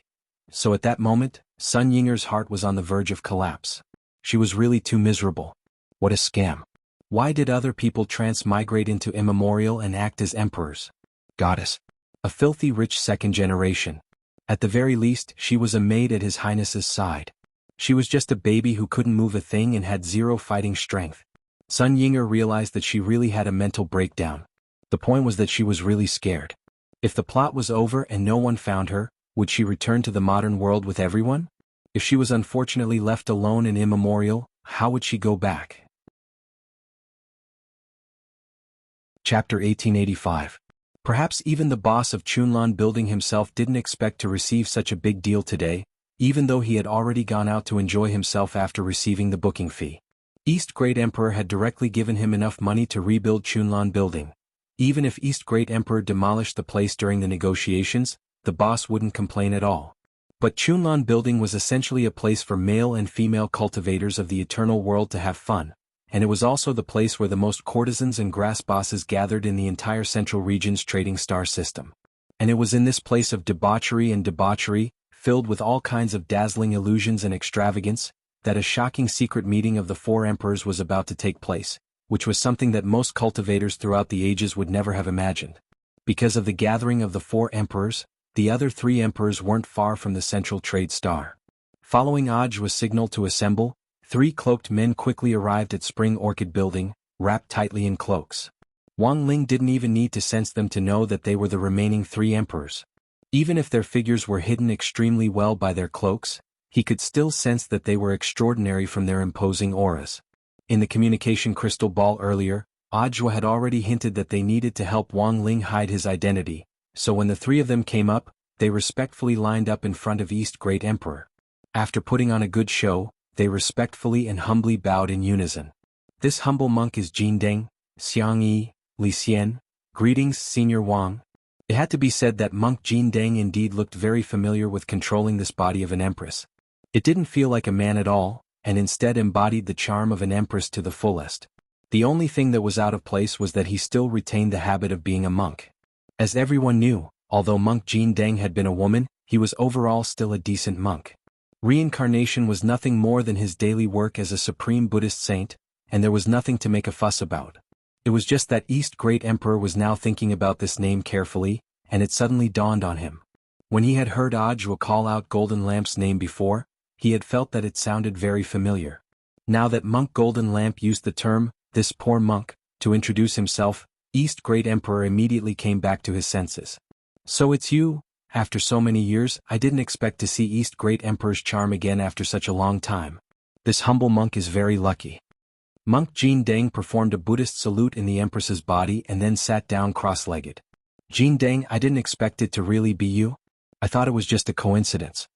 East Great Emperor was shocked. Who would have thought that this Jin Deng was actually the monk Jin Deng? Not only had this monk lived into the modern cultivation world. Not only that, Jin Great Emperor, but he was also one of the best. For a moment, the Great East Emperor had mixed feelings. Although Golden Lamp Monk's strength was not as heaven-defying as it was now, he was still one of the most talented players. He was once considered a strong competitor for the throne of the Great Emperor. With everyone assembled, Wang Ying scanned the area in front of him and nodded in satisfaction. He then began to convey Wang Ling's message on his behalf. "I believe that everyone is clear about what to do next. The situation is urgent. What we need to do now is to put this section of history back on the right track." Understood. The other 3 emperors nodded at the same time. They were all old acquaintances in their bodies, so there was no problem communicating at all. Lastly, about the reward for the successful completion of this mission. At that moment Wang Ying spoke. In theory, most of the people here were now members of Battle Sect. Although Xiang Yi and Qin Zong were temporary guest officials and elders, they were in fact still part of the official establishment. Generally speaking, Battle Sect would assign a difficulty rating based on the mission, with the lowest being D, followed by C, B, A, S, SS, and the highest being SSS. Battle Sect would then organize teams based on the difficulty of the mission, and finally give a score of 10 points based on the completion of the mission as well as the performance of all the mission executors during the execution of the mission. During the mission, if the score was less than 6, it meant that you didn't have an outstanding overall performance, and you would only get a portion of the mission points, which would be accumulated in exchange for corresponding items in Battle Sect's treasury. Scores above 6 were completely different. Furthermore, if the difficulty of the mission was high, the reward would also be very amazing. Wang Ling wasn't a stingy person, although he knew very well that as long as he said the word, everyone would do their best. But sometimes a proper reward was still necessary. This is a temporary mission, and the difficulty of this mission is the highest since the founding of our sect, SSS. All core members of Battle Sect with a score of 6 and above can choose a magic treasure of their choice from the King's Treasure Pants, Wang Ying said straightforwardly as he conveyed Wang Ling's meaning. Everyone's eyes instantly lit up. Wang Ling didn't think much of the things in Wang Jibao's pants, but for everyone here, every item inside was a treasure that people would scramble to get their hands on. Of course, it was usually grenade-throwing senior immortal and the elders of Battle Sect who would hold a meeting to discuss and decide how to grade disciples for sect missions. Occasionally, some sect disciples would deliberately curry favor with some elders to cover up their poor performance in missions, which would make things a little unfair. This was in fact a very serious violation of the rules, and if it was found out, there would be very severe punishments. If it was more severe, they might be directly expelled from battle sect.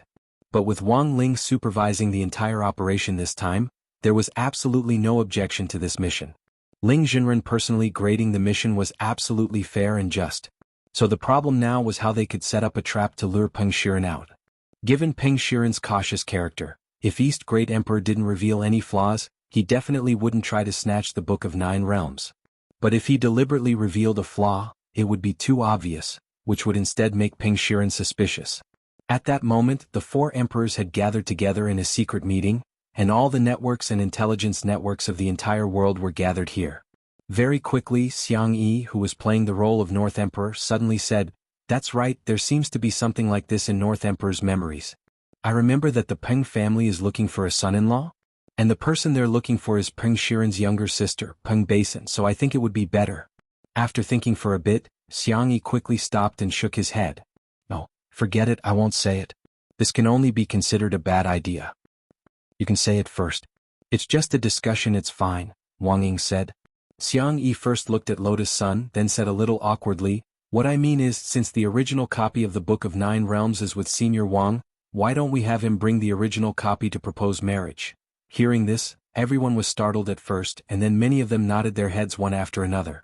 "Not bad, this idea doesn't seem too bad," said Li Xian, who was the West Great Emperor. This, how can we do that?"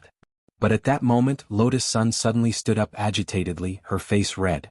"Absolutely not. It's too dangerous." His anxious look made everyone around him smile knowingly. Looking at Lotus Sun's expression, the corners of Oj's mouth rose wildly, and he simply couldn't stop himself. "Then, mistress, what do you want to do?" Quick-witted, Lotus Sun patted her chest and said, "How about this? Give me the Book of Nine Realms. I'll dress up as a man and propose marriage." The error-free chapters of the daily life of the Immortal King will continue to be updated in the popular bar. Everyone please bookmark and recommend the popular bar. Those who like the daily life of the Immortal King, please bookmark. The daily life of the Immortal King's popular bar is the fastest to update. Chapter 1886. Under everyone's meaningful gazes, Lotus Sun's face grew redder and redder. To be honest, even she hadn't expected to come up with such a bold and constructive suggestion. In short, anyone could go and propose. East Great Emperor wasn't allowed to go. Even if East Great Emperor was using his own body, he still had Wang Ling and Wang Ying in it. Lotus Sun felt that this was a little strange. She thought that her actions could be regarded as righteous, and not just for her own selfish reasons, but also for Sun Yinger's sake. These two shadows had been lovey-dovey for so long and were about to succeed. How could she ruin the critical juncture with something like this? That's right. Her suggestion now was generally for the sake of Sun Yinger and Wang Ying's happiness. It had nothing to do with her at all. "No. Why do I get the feeling that you're a little anxious?" "Nonsense. Of course not." Lotus Sun's face grew hotter, and she looked around at the crowd. Am I anxious? Am I anxious? Do I look like I'm anxious?" Lu Qingyi patted her on the shoulder and sighed. "Don't say it, good disciple, it seems like you are a little..." Yu Yueqing also nodded. A little anxious." Seeing everyone's meaningful gazes, Lotus Sun took several deep breaths and tried to regain her composure. "Fine, even if I'm a little anxious, this is also for the sake of history returning to the right path. This is for the greater good of all cultivators, it's very normal.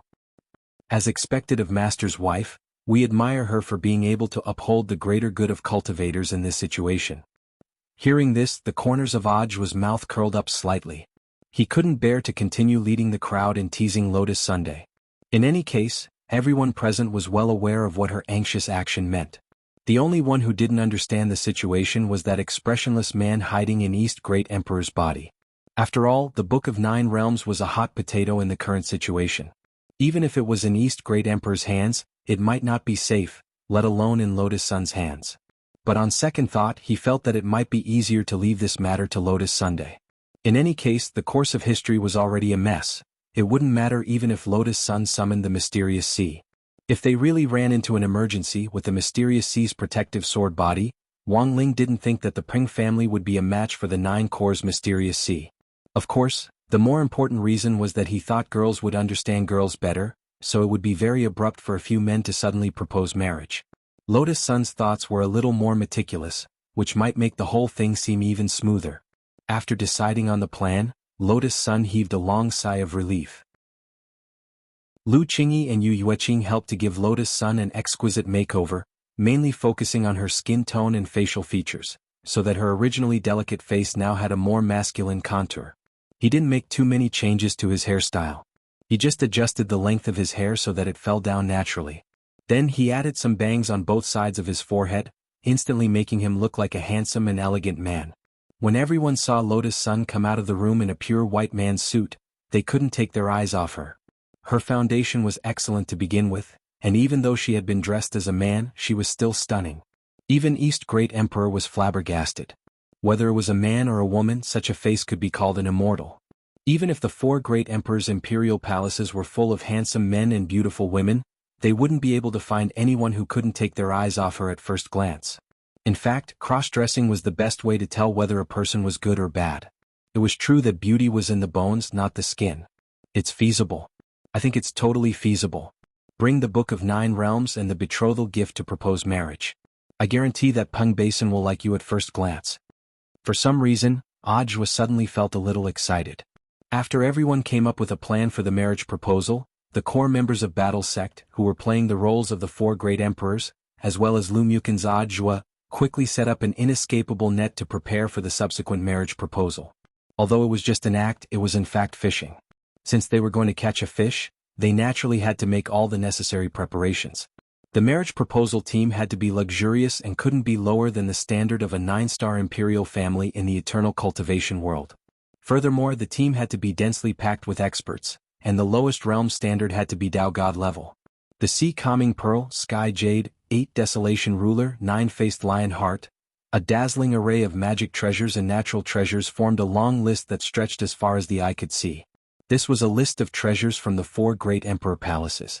Every item was so precious that it was enough to drive the cultivators of the eternal world crazy. But now, these things were going to be the betrothal gift to the Peng family, which made people sigh. The East Great Emperor sweated when he saw this. Isn't this a little over-prepared? It's just for show.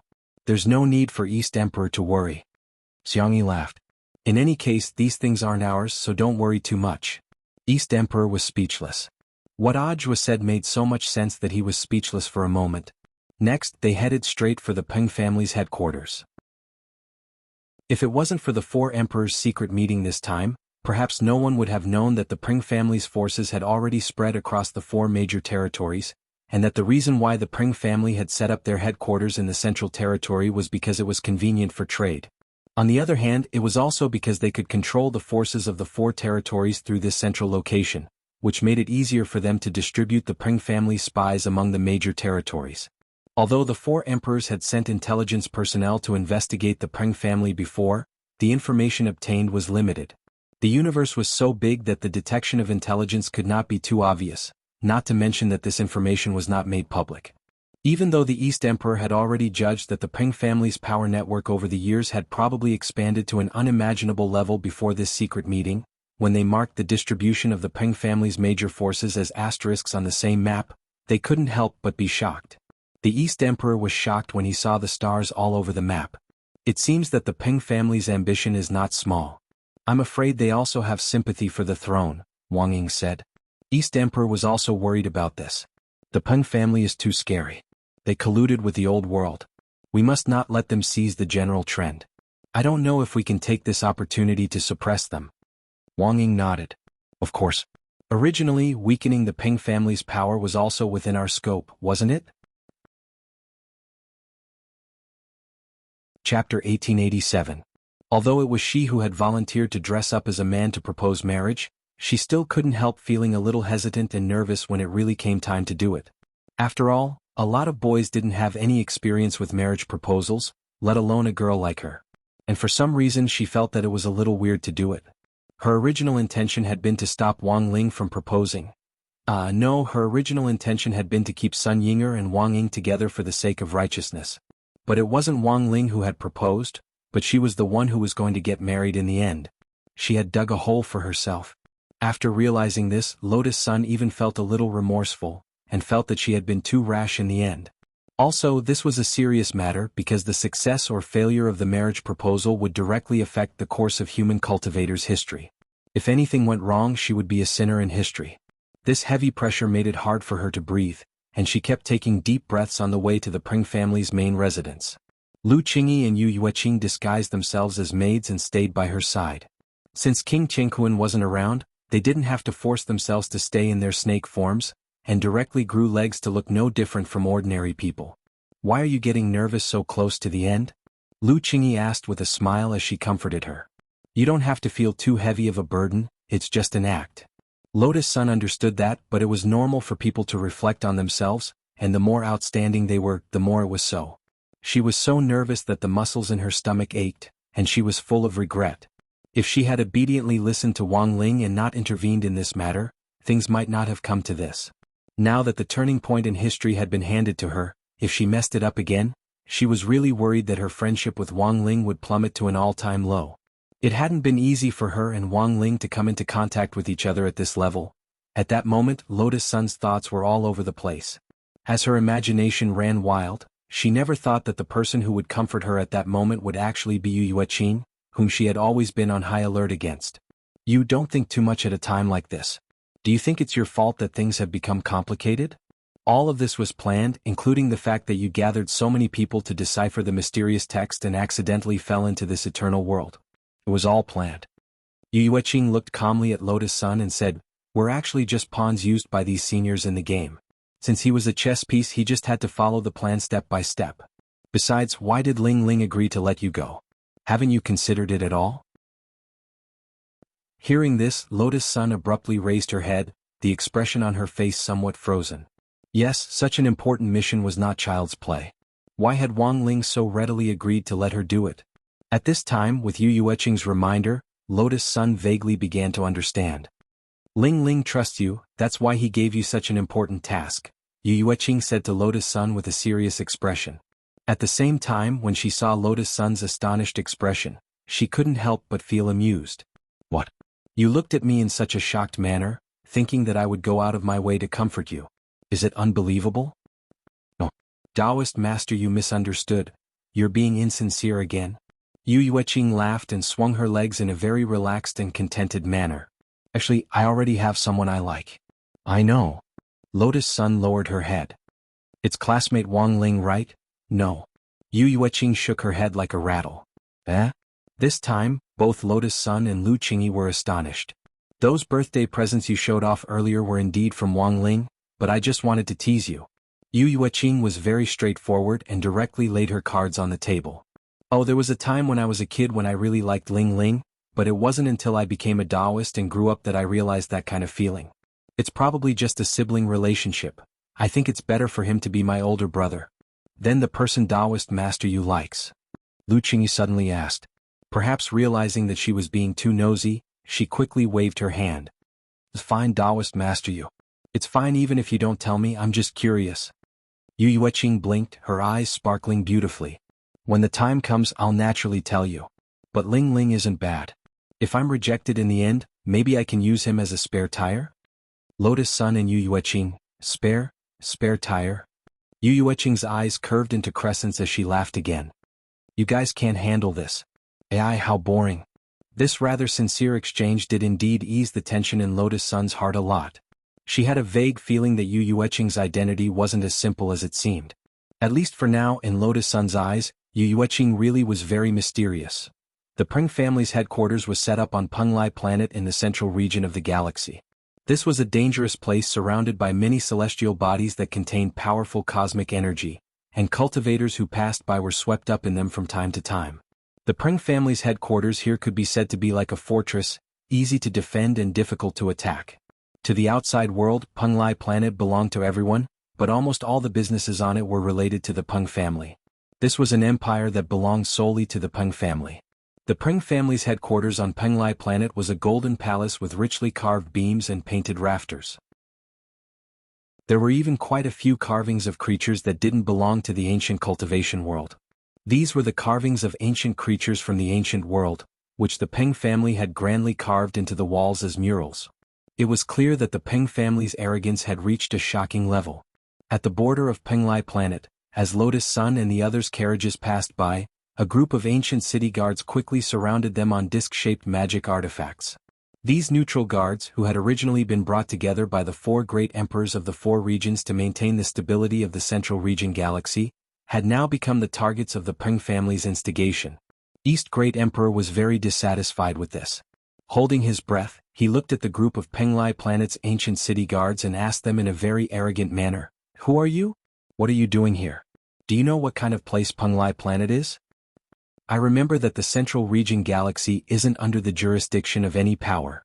East Great Emperor said indifferently as he stared at the ancient city guards in front of him, his expression fearless. "Today I brought my family's young master to Penglai Planet to propose marriage." "Propose marriage?" One of the ancient city guards smiled, extremely curious. "Everyone here is from the Peng family. Who can you go to propose marriage to? I remember that this isn't something a guard like you should be asking." East Great Emperor did his best to restrain his temper. "If you don't tell us why you're here, we won't let you pass." The guard crossed his arms and laughed wildly. But very quickly his smile froze in the next second.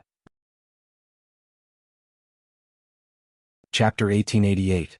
Relying on their status on Penglai, the Peng family was so powerful that even the ancient city guards had been assimilated. They were fierce, chivalrous, and extremely arrogant. It could be seen from their attitude toward outsiders that the carriage Wang Ling and the others were in had a clear 9-star imperial family symbol, symbolizing that the people in the carriage were direct descendants of some great emperor. Even so, this group of assimilated ancient city guards didn't take them seriously. They were completely unreasonable and looked down on this group of great emperors. Such an arrogant attitude undoubtedly made the great East Sovereign very angry. He instinctively wanted to slap this guard in the face. But just as he raised his hand, Wang Ying forcibly controlled his body and held him down. "Just use your aura to intimidate them. If you slap them, this guard will die. It won't be good for our subsequent plans." As soon as he finished speaking, his aura was transmitted at the same time. Wang Ying had only released a little spiritual pressure, but the expressions of this group of ancient city guards instantly changed dramatically, and they could no longer laugh. As if they had been petrified, they stood where they were and didn't dare move at all. "They're done. Their realm will stop here for the rest of their lives and they won't advance any further," Monk Jin Deng said at that moment, having seen some clues. This wasn't just an ordinary aura deterrence. At the same time, some nomological curses had been added to make these arrogant ancient city guards receive the most terrifying punishment as a cultivator. To them, this was a punishment that was far more miserable than death. Even so, East Great Emperor was still depressed. "These people eat the public grain of our four territories, but they betray their master for glory. They really can't be punished."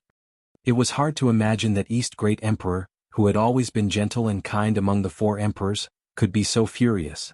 If the other emperors hadn't been possessed by outsiders, it was likely that these ancient city guards would have died as well. As if expecting this reaction from East Great Emperor, Wang Ying said indifferently, "The environment can change people.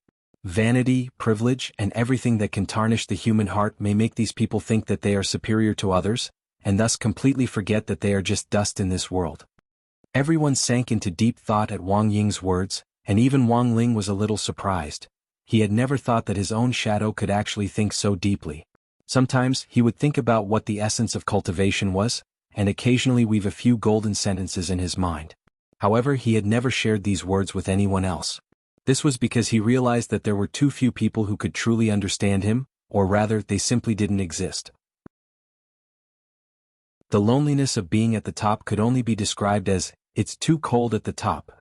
The East Great Emperor tried hard to calm himself down. In the end, he listened to Wang Ying's words obediently and did not kill these ancient city guards in front of him. Of course, although Wang Ying's curse was real, it didn't give the ancient city guards a chance. If they can come to their senses in this life and rein in the horse before the precipice, this curse will naturally be lifted. Unfortunately, they've already sunk too deep. Wang Ying sighed. What on earth did the Peng family instill in them? Lu Qingyi looked at these petrified ancient city guards and felt it was a great pity. They had cultivated for more than 1,000 years, and had originally been chosen to guard an ancient city in a central region. If they could wait until the handover and return to their respective armies, they would definitely have boundless prospects in the future. But who would have thought that these people would choose to court death on this day? It could only be said that this was a kind of destiny. A number of carriages bearing the mark of the 9-star imperial family finally landed outside Penglai City. The spirit light from the Peng family's bejeweled main residence reached the sky even through the city walls. Looking down from the sky, this golden residence had been shocking, and now that they saw it face to face, they felt the Peng family's domineering nature even more. Wang Ling and the others wanted to park the carriages directly in front of the Peng family's main residence, but they couldn't stop on such a wide street. It was only when they approached Penglai City that they noticed the luxurious carriages and all kinds of divine beasts lined up in an orderly manner in front of the Peng family's main residence. What's going on? There's a traffic jam in the eternal world? In the Pegasus carriage, Lotus Sun frowned. I'll go and ask. Zhang Zide immediately got out of the carriage and used the spirit stones he had prepared as a tip. He casually grabbed a passing rogue cultivator and asked him. After receiving a large sum of money for the inquiry, the rogue cultivator's unhappy expression at being stopped instantly smoothed out. It's like this, these carriages are all here to propose marriage. I don't think, you're also here to propose marriage, are you? So many, to propose marriage? Everyone was astonished.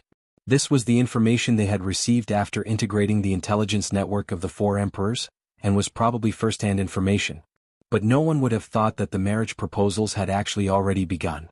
Furthermore, there was a long line in front of the Peng family's main residence. Zhang Zide instantly understood. The only possibility was that the Peng family had spread the news locally and started to openly recruit people. But this made things completely different. No matter how big the local families on Penglai were, they couldn't be as big as the Peng family, so the son-in-law they found definitely couldn't compare to the Peng family in terms of family background. At most, he would be a live-in son-in-law. Furthermore, he wouldn't be the Dragon King's live-in son-in-law. This astonished everyone on Wang Ling's side. This Peng Basin was the daughter of the Peng family. Why would she find a live-in son-in-law who didn't match their family background? How anxious was she to get herself married off? Miss Peng is a very eccentric person, and this marriage proposal was her idea to begin with. Lord Peng especially dotes on her, so Miss Peng practically handles everything herself. This passerby rogue cultivator looked like he was watching a melon. If Miss Peng takes a fancy to anyone, whether it's an official marriage or a live-in son-in-law, it's a supreme honor. Once you're on the Peng family's big boat, you definitely won't lack cultivation resources in the future. What else do you know? Zhang Zide asked as he gave him another bag of spirit stones. The passerby rogue cultivator nodded with a satisfied expression. I advise you to leave. This Miss Peng is a very lustful person. Although it'll be very touching to be on the Peng family's boat, she might overdraw her kidneys. Overdraw her kidneys? Lustful. Why do you think so? Because I heard that Miss Peng isn't just going to marry a live-in son-in-law today. This long line is to recruit a harem for herself. How many have you chosen so far?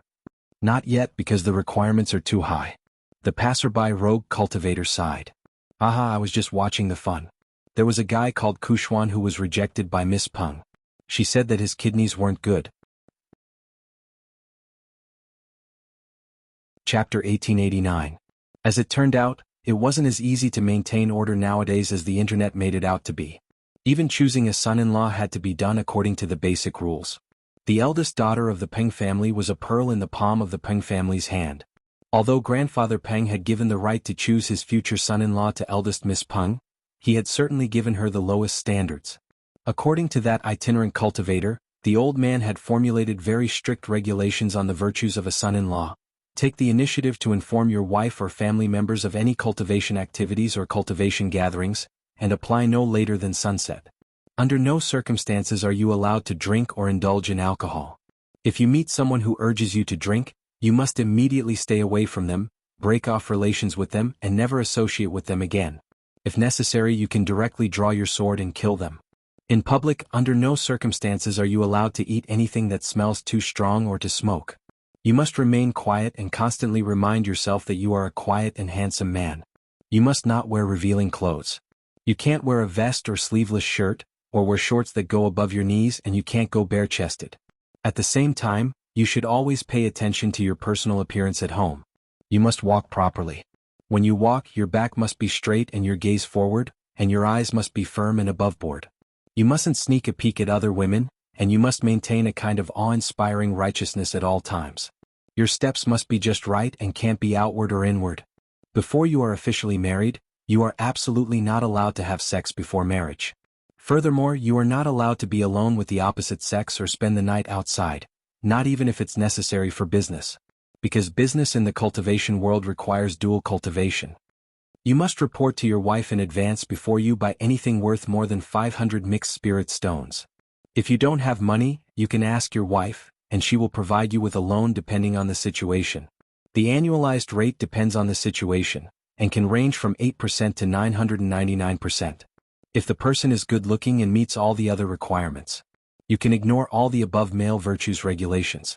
Seeing this, everyone couldn't help sucking in breaths of cold air and sighing heavily. No one thought that this eldest Miss Peng's father would actually be so honest. Good heavens, it's too hard to ask for direct conditions. I can't do it even if I'm so well behaved. As someone who already had a partner, Wang Jin felt very sad about this. He even felt that this journey of eternity was already a very bad example for Lu Qingyi. What if Lu Qingyi imitated these men's ethics rules after he went back and made a new version of modern cultivation men's ethics rules for him? He really wouldn't be able to live on then. Seeing Wang Zhen's fearful expression, Lu Qingyi was very satisfied. Given her outstanding training skills, even if she didn't use these rules to restrain Wang Zhen, he would definitely be a good man who abided by male ethics. The most important reason was that Wang Zhen was timid. To put it bluntly, he didn't have the courage to challenge his wife's bottom line. The most he was that out that out that out that out to him out to him and out to out to this out that this to. After standing there in a daze for a long while, he hurriedly drove his spirit sword away. This was too frightening. Even with his experience, he had never seen two women so intimate in the eternal world. Thus, this itinerant cultivator left as if he was fleeing. In the process, he seemed to think of something embarrassing and he couldn't help blushing. These were two women. It turned out that two women could do it? He felt that he was too inexperienced. In contrast, he felt that his friend, who had trained his little female cat to cultivate into a beautiful human girl and then married him, was a lot more normal. As if they could hear this cultivator's thoughts, the corners of Wang Ling's and Wang Ying's mouths twitched at the same time. Marrying a female cat that he had trained into a beautiful human girl, this was obviously even more outrageous. At that moment, Wang Ling's heart was crumbling. Looking at the long queue in front of him, he couldn't help feeling a deep sense of despair. At this rate, the sun would be setting by the time they arrived.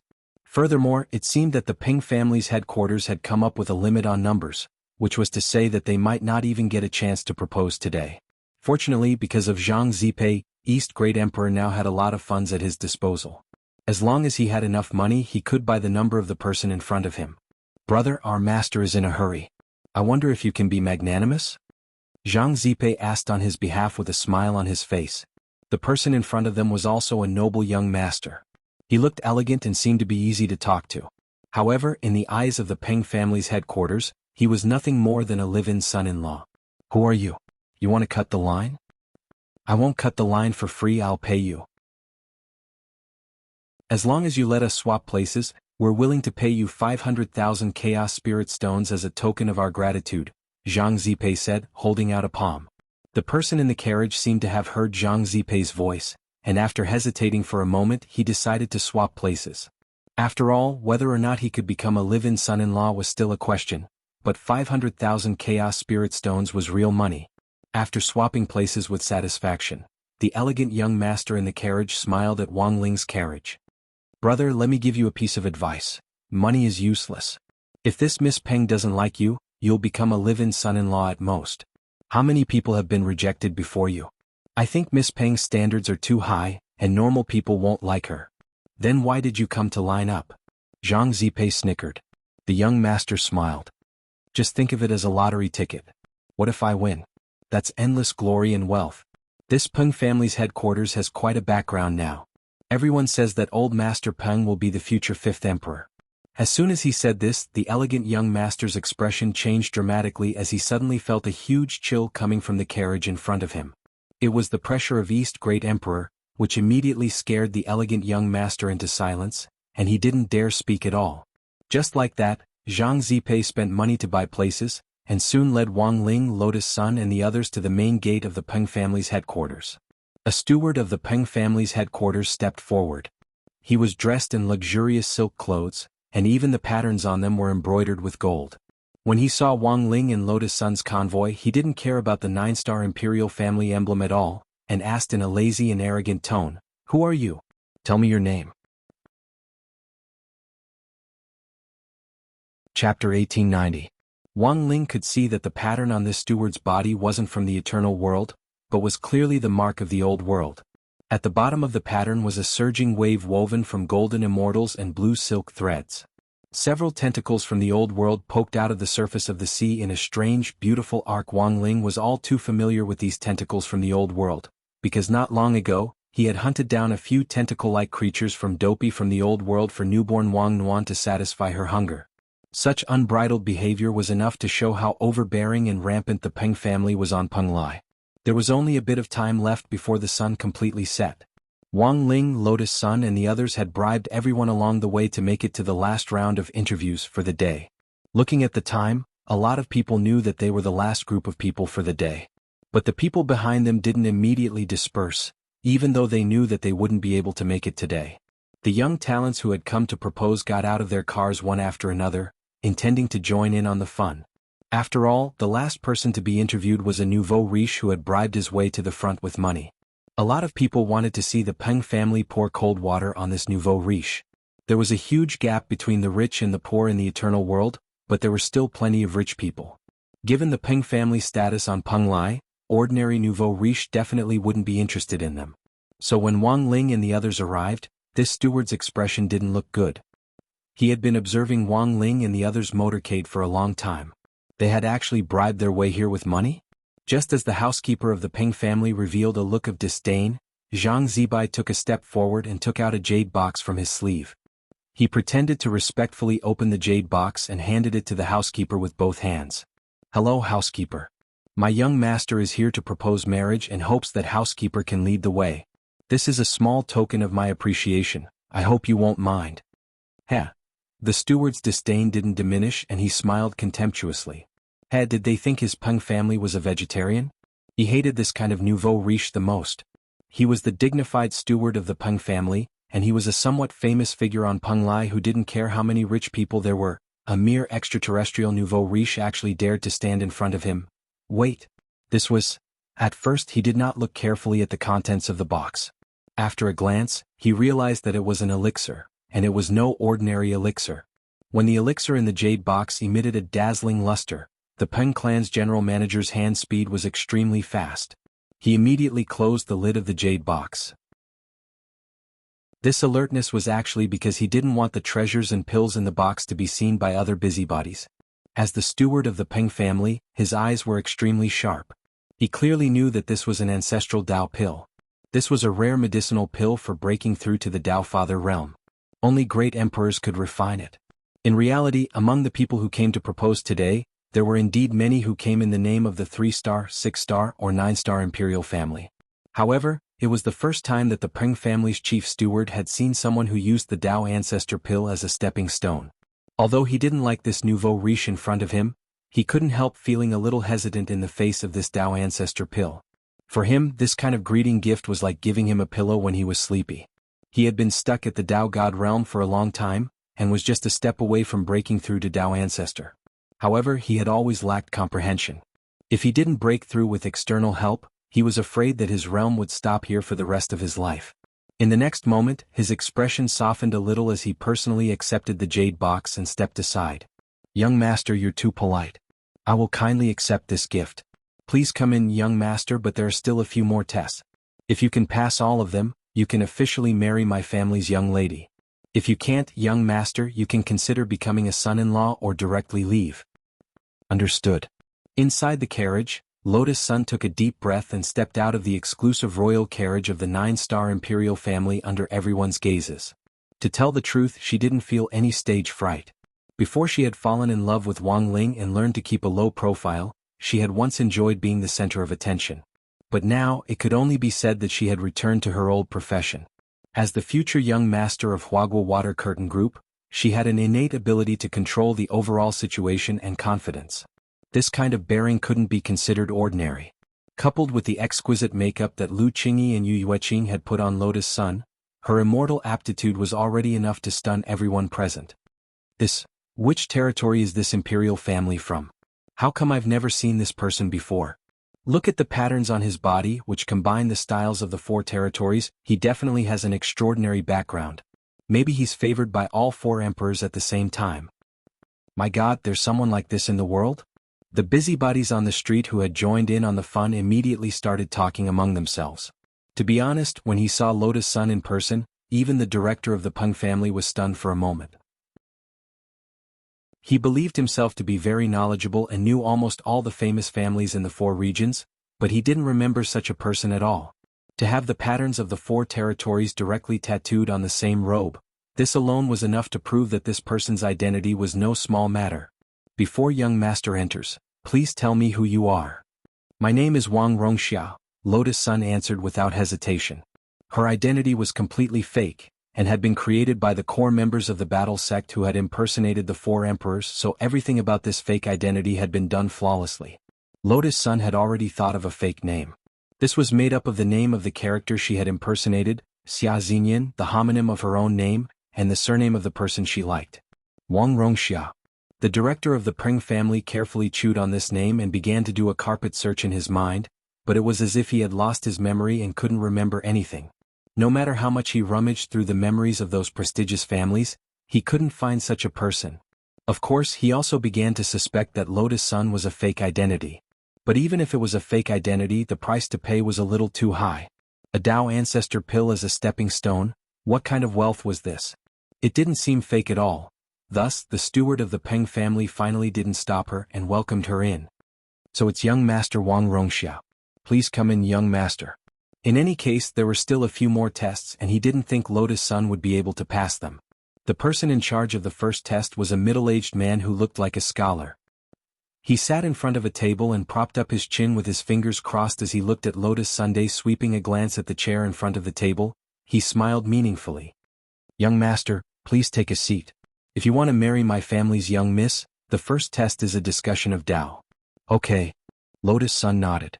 Back in the carriage, East Great Emperor had already guessed this part. The middle-aged man nodded, then began to ask, there are countless paths of cultivation. May I ask, young master, how should you find your own path? Lotus Sun thought for a moment, then answered, there are no paths in this world, but when there are people, there are paths.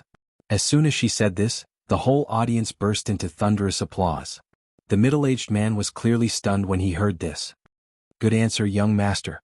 Then may I ask, if someone is unable to break through after a long time and can't feel any hope, what would you think? Hope is attached to existence. With existence there is hope, and with hope there is light. Good, easy to understand? The middle-aged man was already completely stupefied. He scratched his head, then continued to ask, may I ask, young master, how do you understand life and death?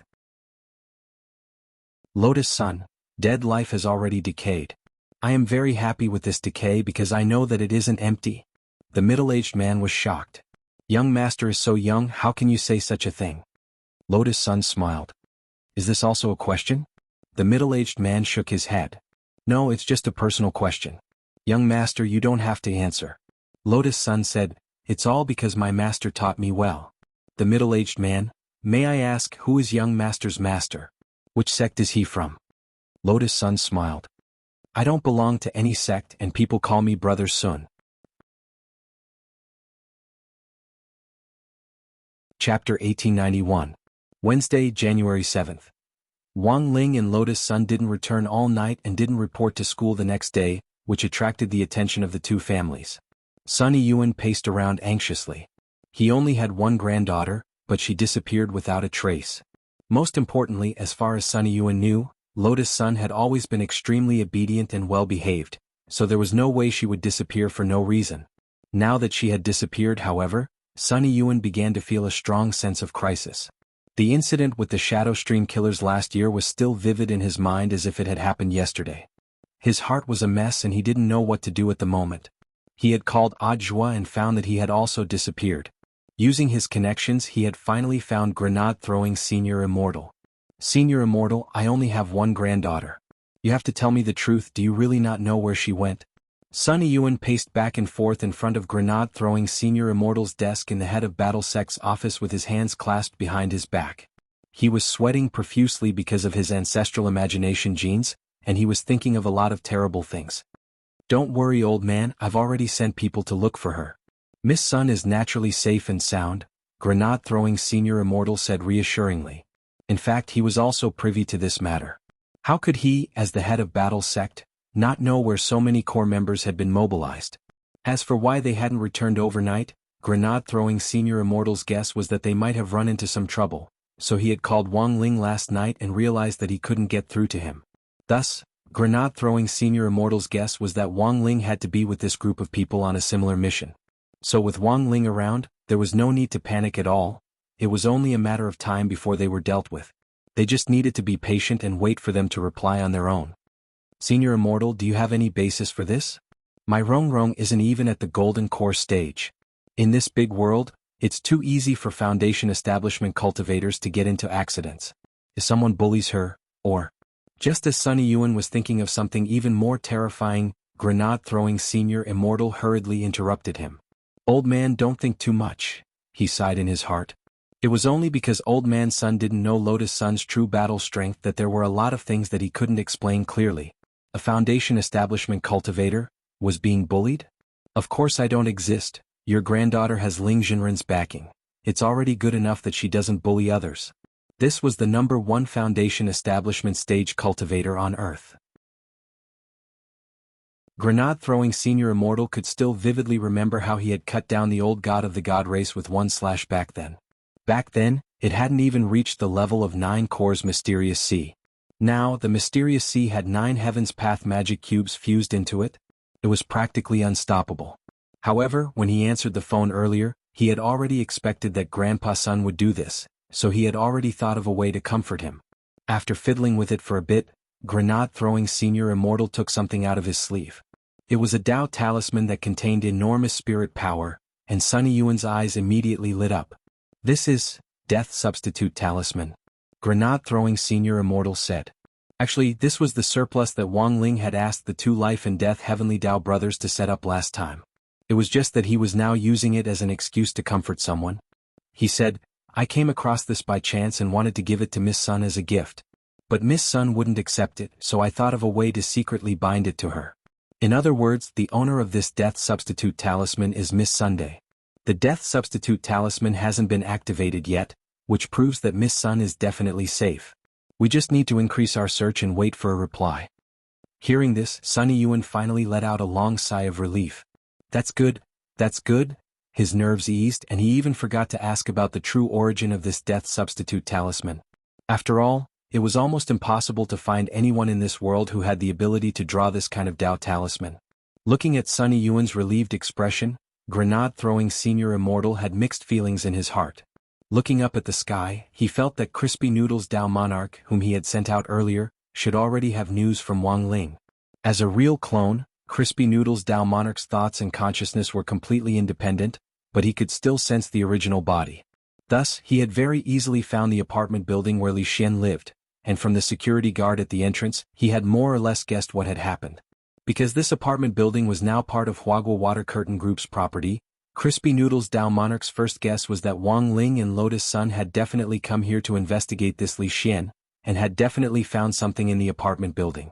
Choosing a small, secluded corner near the apartment building, Crispy Noodles Dao Monarch enlarged his spiritual senses, and relying on his amazing senses, he used a kind of teleportation technique to accurately pinpoint Wang Ling's location. At the same time, the 3 members of the Eternal Imperial family, the Skeleton Prince, the Lion Man and Meng Lioli, who had been standing guard next to Wang Ling, were all shocked. After a moment of embarrassment, Meng Lioli looked at Crispy Noodles Dao Monarch, who looked very much like Wang Ling, and asked with a look of sudden realization, You're Ling Jinren's clone? No, you look more like a real clone. As a member of the Eternal Imperial family, Meng Lioli had a certain level of knowledge. Seeing that these 3 people were concentrating on standing guard for Wang Ling, Crispy Noodles Dao Monarch relaxed a little. He could tell that these 3 people didn't have any ill intentions, otherwise they would have already attacked him the moment he landed. I understand you must be worried because you couldn't find Ling Jinren, right? Don't worry, Ling Jinren is fine. He just followed the path of this mysterious character into the world it's in. The Lion Man's rough voice rang out. They were truly very serious as they worked exceptionally hard to protect Wang Ling, abiding by their duty as guards. Crispy Noodles Dao Monarch couldn't help but laugh at their hard work. But now that they had finally found Wang Ling's whereabouts, he heaved a long sigh of relief. He immediately took out his phone, intending to report back. The text had been sent to grenade-throwing senior immortal Father Wang and Wang Muyu. "I found Ling Ling. I knew this kid would be fine," Father Wang said after looking at his phone. "Then what did the school teacher say?" Mother Wang didn't know whether to laugh or cry. "This child, he didn't even tell us that he wasn't coming back tonight. Even if he's trying to safeguard world peace, he should at least have sent a text.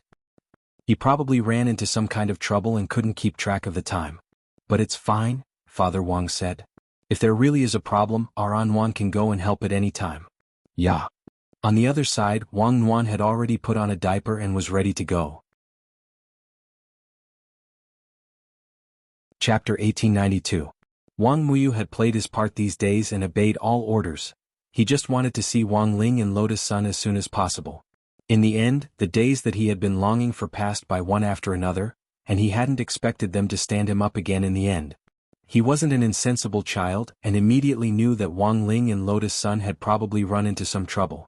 When he thought of the extremely realistic dream he had a few days ago, his rainbow dragon heart immediately tensed up. The Dragon Clan's prophetic dreams might not be as accurate as Wang Ling's, but the chances of them hitting the mark weren't low either. He dreamed of someone stabbing Wang Ling in the back.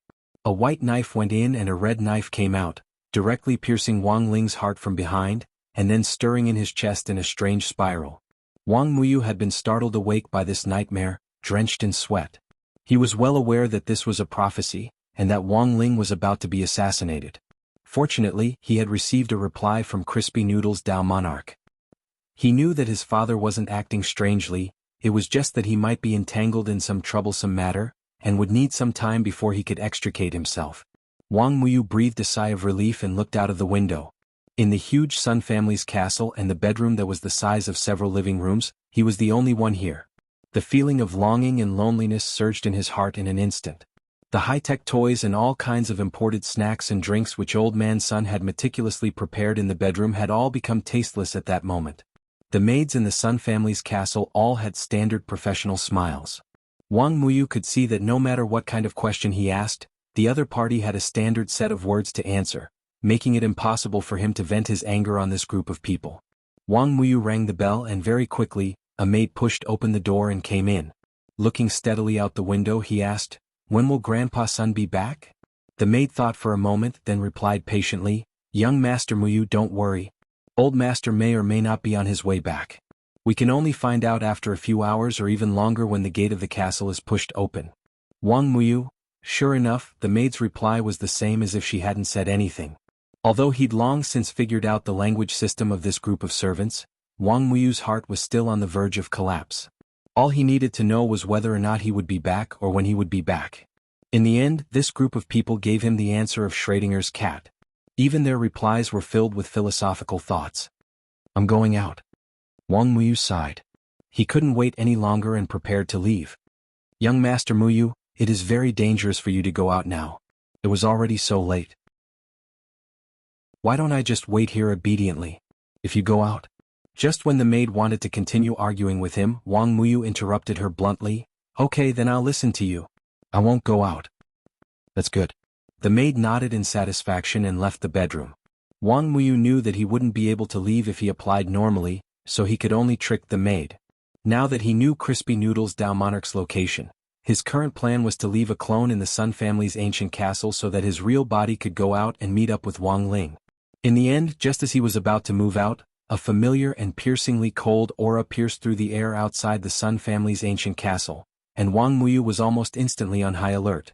He couldn't retract the 7-colored dragon horns on his head, and under the sudden pressure, they instantly grew out from the 2 horns on his forehead. They glowed with prismatic colors like colored glass, and were a beautiful fluorescent color in the night, which was especially eye-catching. "It's you?" Wang Muyu's eyes were vigilant as he stared in a certain direction outside the window.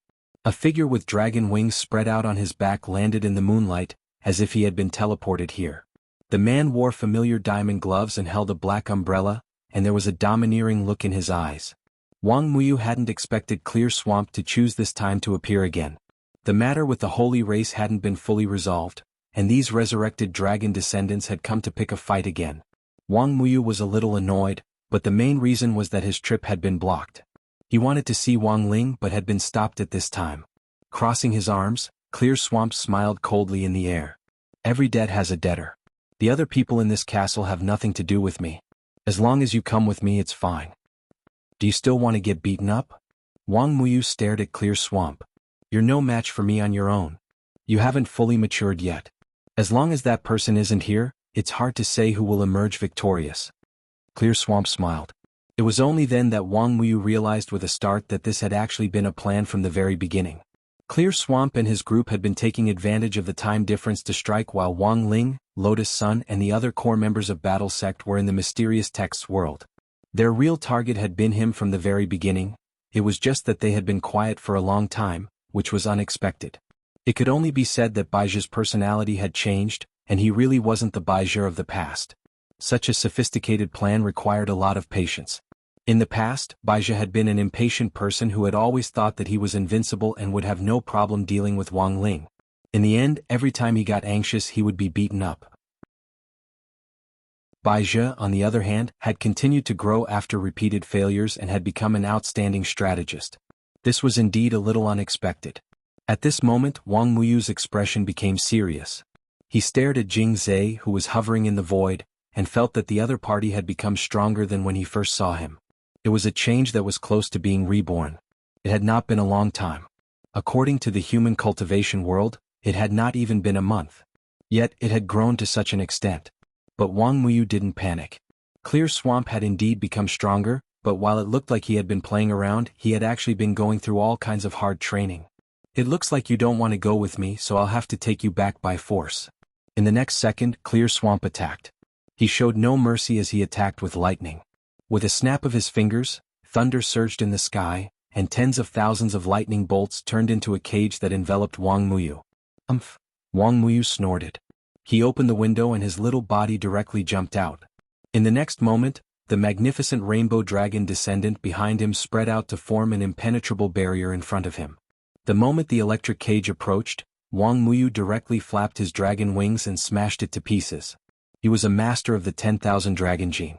Wang Muyu thought that Clear Swamp was indulging in fantasy if he thought that this electric cage could trap him. But his expression didn't relax from beginning to end. Looking at Clear Swamp's calm expression, he felt that the other party had come prepared, and there might be even more unexpected things waiting for him. What should I do? Should I look for Auntie Nuan? That was what Wang Muyu thought at that moment. Chapter 1893. At the same time in Li Xian's apartment, the three members of the royal family suddenly saw Crispy Noodles Dao Monarch look in one direction with a vigilant expression. Protecting Wang Muyu was part of Crispy Noodles Dao Monarch's responsibility. He had sensed that something was wrong with Wang Muyu, which was why he was so vigilant. But for a real clone, the safety of the main body was always the top priority. Based on the primary and secondary law, he couldn't leave Wang Ling's side now. Even though Wang Ling had 3 guardians of the eternal imperial family, he still didn't feel that this was stable enough. Crispy Noodles Dao Monarch, if you have something to do you can go first. We're here, the skeleton prince volunteered. However, Crispy Noodles Dao Monarch's indifferent reply was, even with the 3 of you, there's no guarantee that his lord will be safe. The 3 of us are the eternal imperial family. I know. Crispy Noodles Dao Monarch nodded with a smile. But you're still too weak. The skeleton prince and the other 2 felt their hearts wrench when they heard this. They had kindly offered to stand guard here, but in the end they had been doused with cold water. This was something they had never expected. In fact, it wasn't that Crispy Noodles Dao Monarch looked down on these 3 eternal imperial family members, but had come to this conclusion based on the current situation and repeated comparisons. If they were dealing with an ordinary eternal being, leaving 3 eternal imperial family members alive would definitely be enough. But now that the opponent was from the Dragon Clan, everything was uncertain. The reason why Wang Ling hadn't killed Baijia earlier was also part of his plan, and Crispy Noodles Dao Monarch was also aware of this plan. Baijia was now particularly cautious and wouldn't act rashly. Once the other side launched a large-scale attack, he would definitely reveal all his trump cards. In Wang Ling's eyes, the daily harassment was already child's play. Baijia also knew that this method wouldn't be able to completely destroy Wang Ling, so both sides were now laying out a big plan. Baizhi was waiting for his trump cards to be fully prepared before launching an all-out attack. Wang Ling, on the other hand, was waiting for Baizhi to launch an all-out attack before directly catching them all in one fell swoop, not giving the other side any chance to turn the tables. Looking at the current situation, it was very clear that Wang Muyu was a very crucial element in Baizhi's overall plan. It could be seen from the repeated robberies that the other party had planned. Although he was also waiting for Baizhi to launch an all-out attack, this didn't conflict with protecting Wang Muyu, even if he wasn't used to this little guy's sudden arrival at first. But after spending so much time with him, he felt like he had a younger brother, and started to develop faint feelings that he couldn't bear to part with. Wang Muyu was too much like him. Even their fondness for crispy noodle snacks was identical. As the saying went, it was hard to find a bosom friend. Based on this alone, there was no way Wang Ling would let Wang Muyu go. So now that Crispy Noodles Dao Monarch knew about the situation on Wang Muyu's side and couldn't leave, he could only send a text message to old Wang's family to ask for help. Very quickly he received a reply text message. It was a short voice message. Using the voice-to-text function, it displayed the word "Ya." This was little girl Nguyen's direct reply on Father Wang's phone. Although the little girl wasn't even half a year old, she was already very familiar with smart devices. A few days ago, she had even gone online to buy the latest celebrity brand diapers for herself. When the courier delivered the diapers home, it was Wang Nguyen who personally signed for them. She directly wrote the word Nguyen on the delivery box with her foot, which horrified the courier. In his heart, he exclaimed that children nowadays were developing too fast, which made him feel a little frustrated. When he was half a year old, he didn't even know how to sit. This little girl actually knew how to shop online and sign for deliveries on her own. This was too outrageous. It's a message from Crispy Noodles. They said something happened at the Sun family's castle. Father Wang looked at Wang Nguyen. The child in front of him wasn't even half a year old, but was already shouldering the heavy responsibility of saving the world. For a moment he was inexplicably moved. He picked little girl Nguyen up and looked at her lovingly. Nguyen, don't force yourself too much. Are you too tired? Wang Nguyen shook her head at lightning speed. Although she was only half a year old, she already understood the principle that with great power came great responsibility. As his younger sister, she could directly feel how good he was to her. It was precisely because of this that now that her big brother was in trouble, she naturally had to help him as his younger sister. But once he left, Father Wang and Mother Wang's safety would be unguaranteed. So before she officially left, Wang Nguyen left her shadow behind and hid it under the sofa in old Wang's house. Dragon breath filled the sky as the huge shadow of a dragon soared through the sky. Dozens of lightning dragons coiled high in the sky, and dark clouds covered the sky as if they were about to collapse. This was the power of Pure Zay's core world. Wang Muyu was well aware that he had already fallen into another of Pure Zay's cages, but this was of his own accord. Because it was better than hurting innocent people. As for Jing Zay, he fulfilled his promise. He didn't attack the innocent and only targeted him. Wang Muyu knew that this was a kind of arrogance that stemmed from being a descendant of the Dragon clan. Wang Muyu still had a trace of hope for the Lightning Dragon. He believed that the Lightning Dragon had a sense of justice and was just being used. At that moment in the core world, Pure Zay was the ruler and god of this world, and possessed an even more powerful sense of oppression. Wang Muyu felt that it would be very difficult to persuade such a god with words. So I have no choice but to beat you into submission? At that moment Wang Muyu sighed in his heart. As Pure Zay had said, he hadn't fully matured yet, but he had improved a lot during this time. Although he had yet to experience what it felt like to fight against the pressure of the core world, he felt that since his dad could ignore the power of other people's core worlds, he could do the same. But in the blink of an eye, rainbow glass dragon breath surrounded Wang Ling's body, and elemental dragons of different colors hovered around him. Colorful dragon wings spread out at that moment, and with a kind of light, Wang Ling looked like a beautiful splash ink painting with the charm of an ancient dragon. Wang Muyu had grown up. The dragon breath in his body was purer than when he had been born, and Pure Zay was greatly shocked by this astonishing rate of growth. Even though he didn't show it on the surface, Wang Muyu's growth made him suddenly realize why Baizhi had racked his brains to snatch Wang Muyu back. At that moment he understood everything. Because Wang Muyu was the hope for the revival of the Dragon clan. The hope for the Dragon clan to become the overlord of the universe again. Chapter 1894. Jing Zay soared into the sky, and the power of thunder surged around him. His divine power was surging and the pressure was oppressive. In the heyday of the Dragon Clan, a battle between two dragons was an extremely terrible thing, because it would indicate a destructive planetary war. However, in Jing Zhe's inner world, with the help of the eternal moon starlight bestowed by Baizhi, his entire inner world had been strengthened. It was as if a layer of tempered film had been stuck on it. No matter how turbulent the inside was, the walls of the inner world remained intact.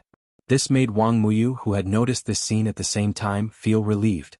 With such a strong inner wall, he and Jing Zhe could fight without restraint. And it was obvious that Jing Zhe came prepared. He did not dare to have the slightest neglect. The seven-colored glazed dragon chi was boiling all over his body, lingering around his small body, making his body appear magical and translucent.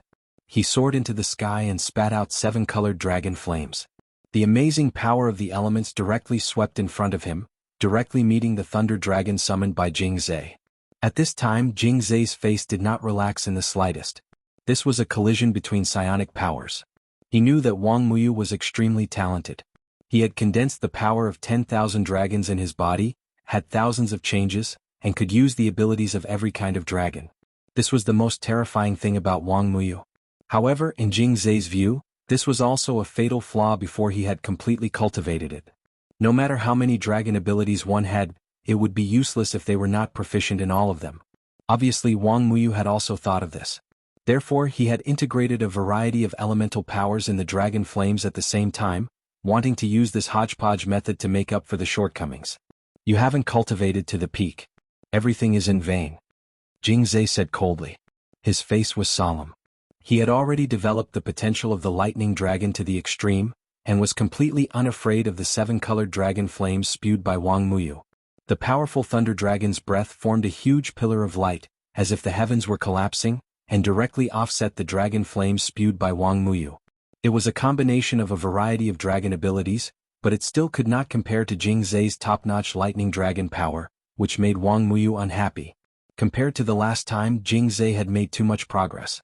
Even under the guidance of Baizhi, such a growth rate was amazing. At one point, it was even close to surpassing him. Wang Muyu thought that his growth potential was the best among all the dragon descendants, but he didn't expect it to be the same. Of course, putting aside talent, Jing Zhe might have used other methods to quickly raise his level. But in such a short period of time, how was it done? Wang Muyu's expression did not change. His first move had allowed him to know Jing Zhe's strength as a top-notch lightning dragon.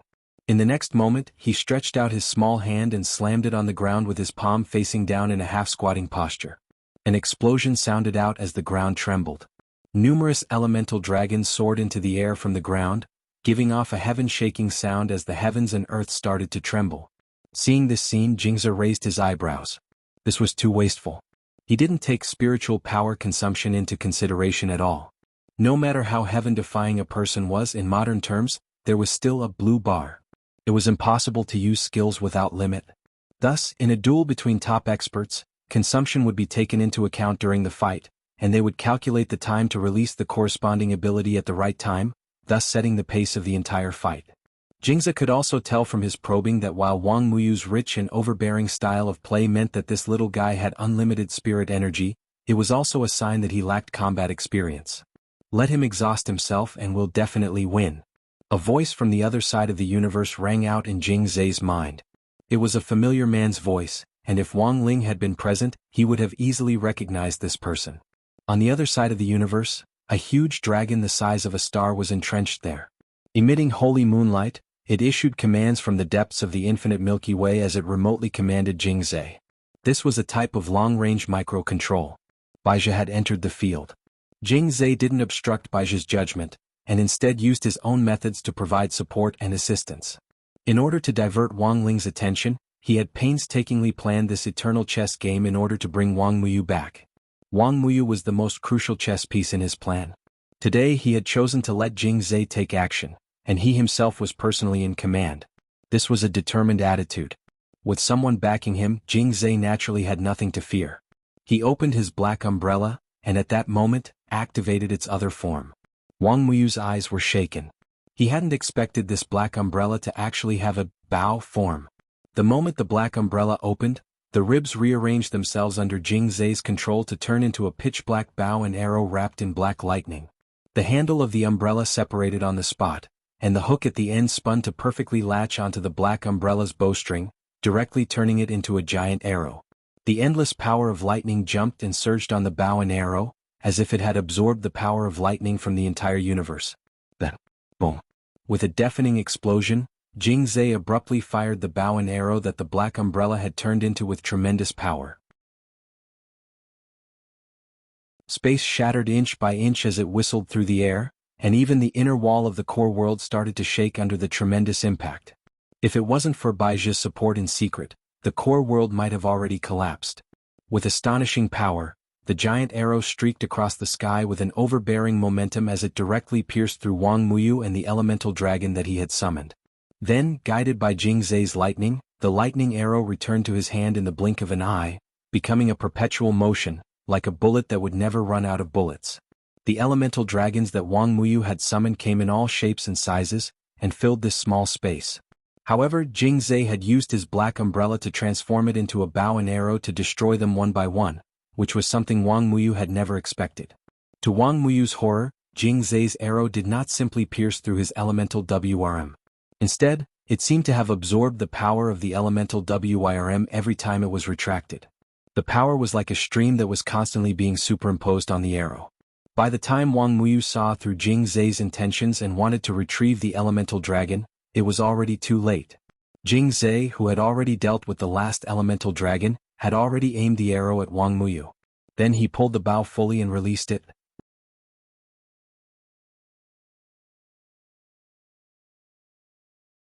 Chapter 1895.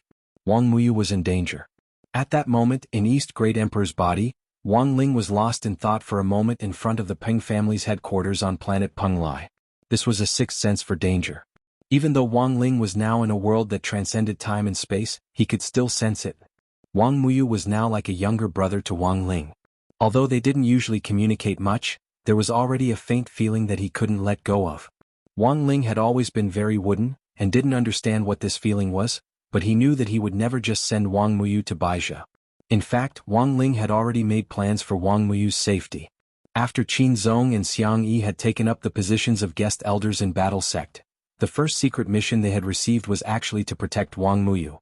At that moment, even if Wang Ling didn't say anything, these two strongest bodyguards could sense this danger that transcended time and space. Something happened to little brother Muyu, Qin Zong said in the team voice spell. In order not to disturb Lotus Sun's marriage proposal test, he could only talk to Xiang Yi alone. Did Baizha make a move? Xiang Yi asked. That's right. Judging from his combat strength, he's still a dragon descendant. Qin Zong frowned slightly. I now have reason to suspect that we were arranged to go to eternity as part of their plan. They want to take the opportunity to attack little brother Muyu. Speaking up to this point, Xiang Yi, who was playing the role of North Emperor, suddenly smiled.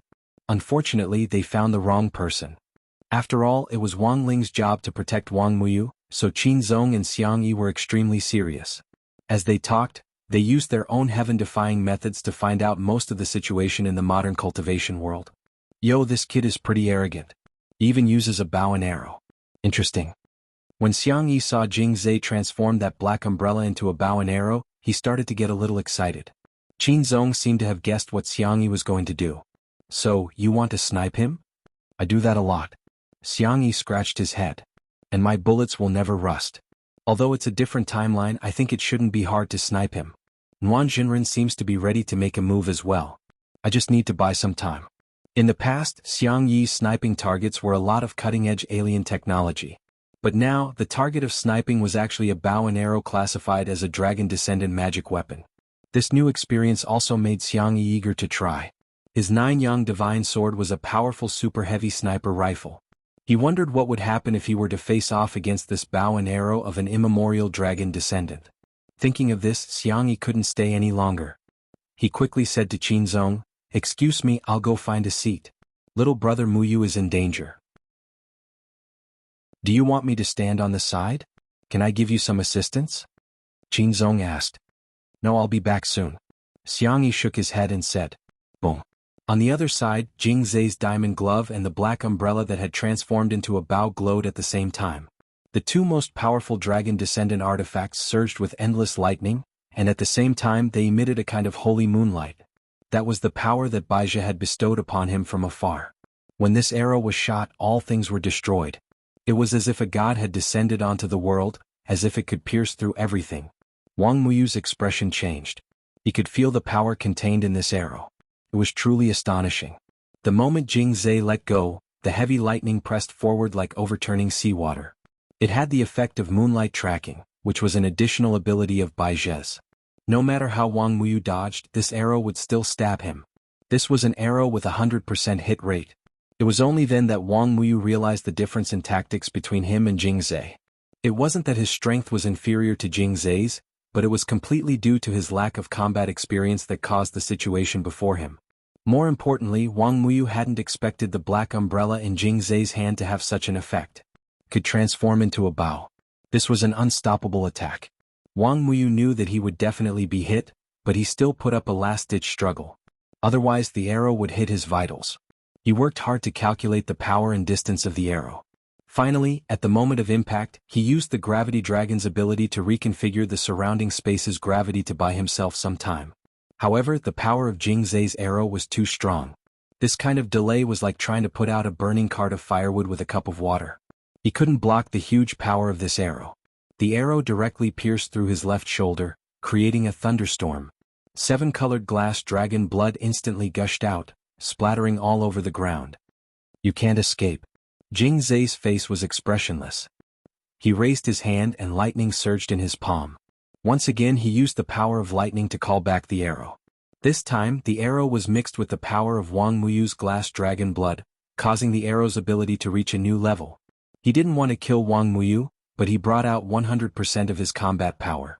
Jing Zhe knew very well that this was the only way he could seriously injure this talented little guy who had fused with the 10,000 dragon gene and brought him back. At this time Wang Muyu had already been hit by his arrow. As long as the second arrow hit, Wang Muyu would no longer be able to resist. "Is the revival of the dragon race that important to you, Jing Zhe?" Wang Muyu asked.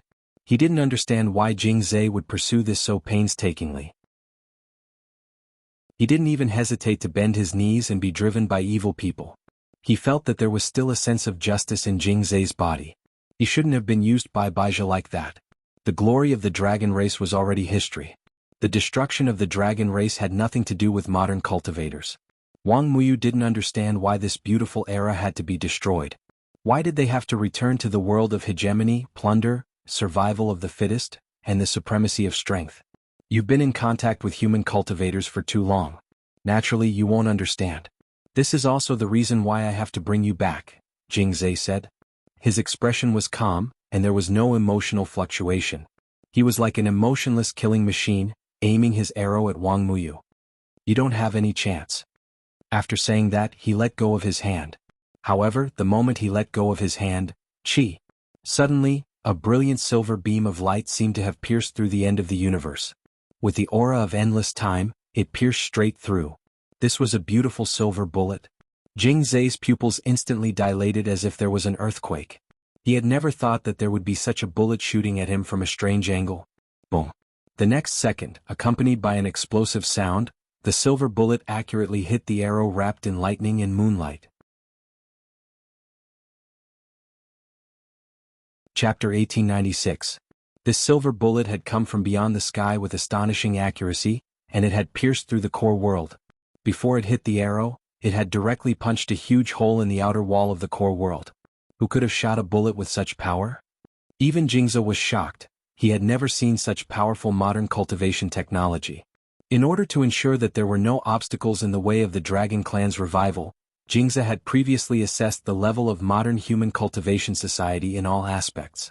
This wasn't the power of any heavy sniper rifle on Earth at all. He couldn't figure out who on Earth could fire such a powerful bullet to stop him. But judging from the method, this person clearly wasn't Wang Ling. He and Baizha had discussed Wang Ling's behavior in depth before, and this was someone who would slap someone at the slightest disagreement. Long-range sniping like this clearly wasn't Wang Ling's style. This is a bullet fired from eternity. In the boundless and deep universe, Baizha's ethereal voice came from the planet formed by the enormous moonlight dragon's body, which rumbled like a great Tao bell in the universe, making Jingze's heart fill with awe. Dragon Lord. Don't worry, my venerable self is by your side. This bullet is just a way to stall for time. Baizhi spoke with great confidence.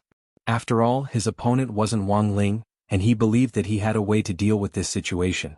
With Baizhi's backing, Jingzi was clearly much more confident. He took a deep breath and pulled back the bowstring in his hand. A second arrow was fired at Wang Muyu, but at the same time, the silver bullet from beyond the sky arrived again with great precision. With a swoosh, it cut through the air and pierced the outer wall of the core world, sharp and precise. At the same time, Baizhi also acted.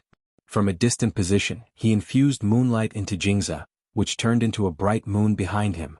In a split second, endless cold air surged forth, as if it had the mystical power to freeze the highest heavens.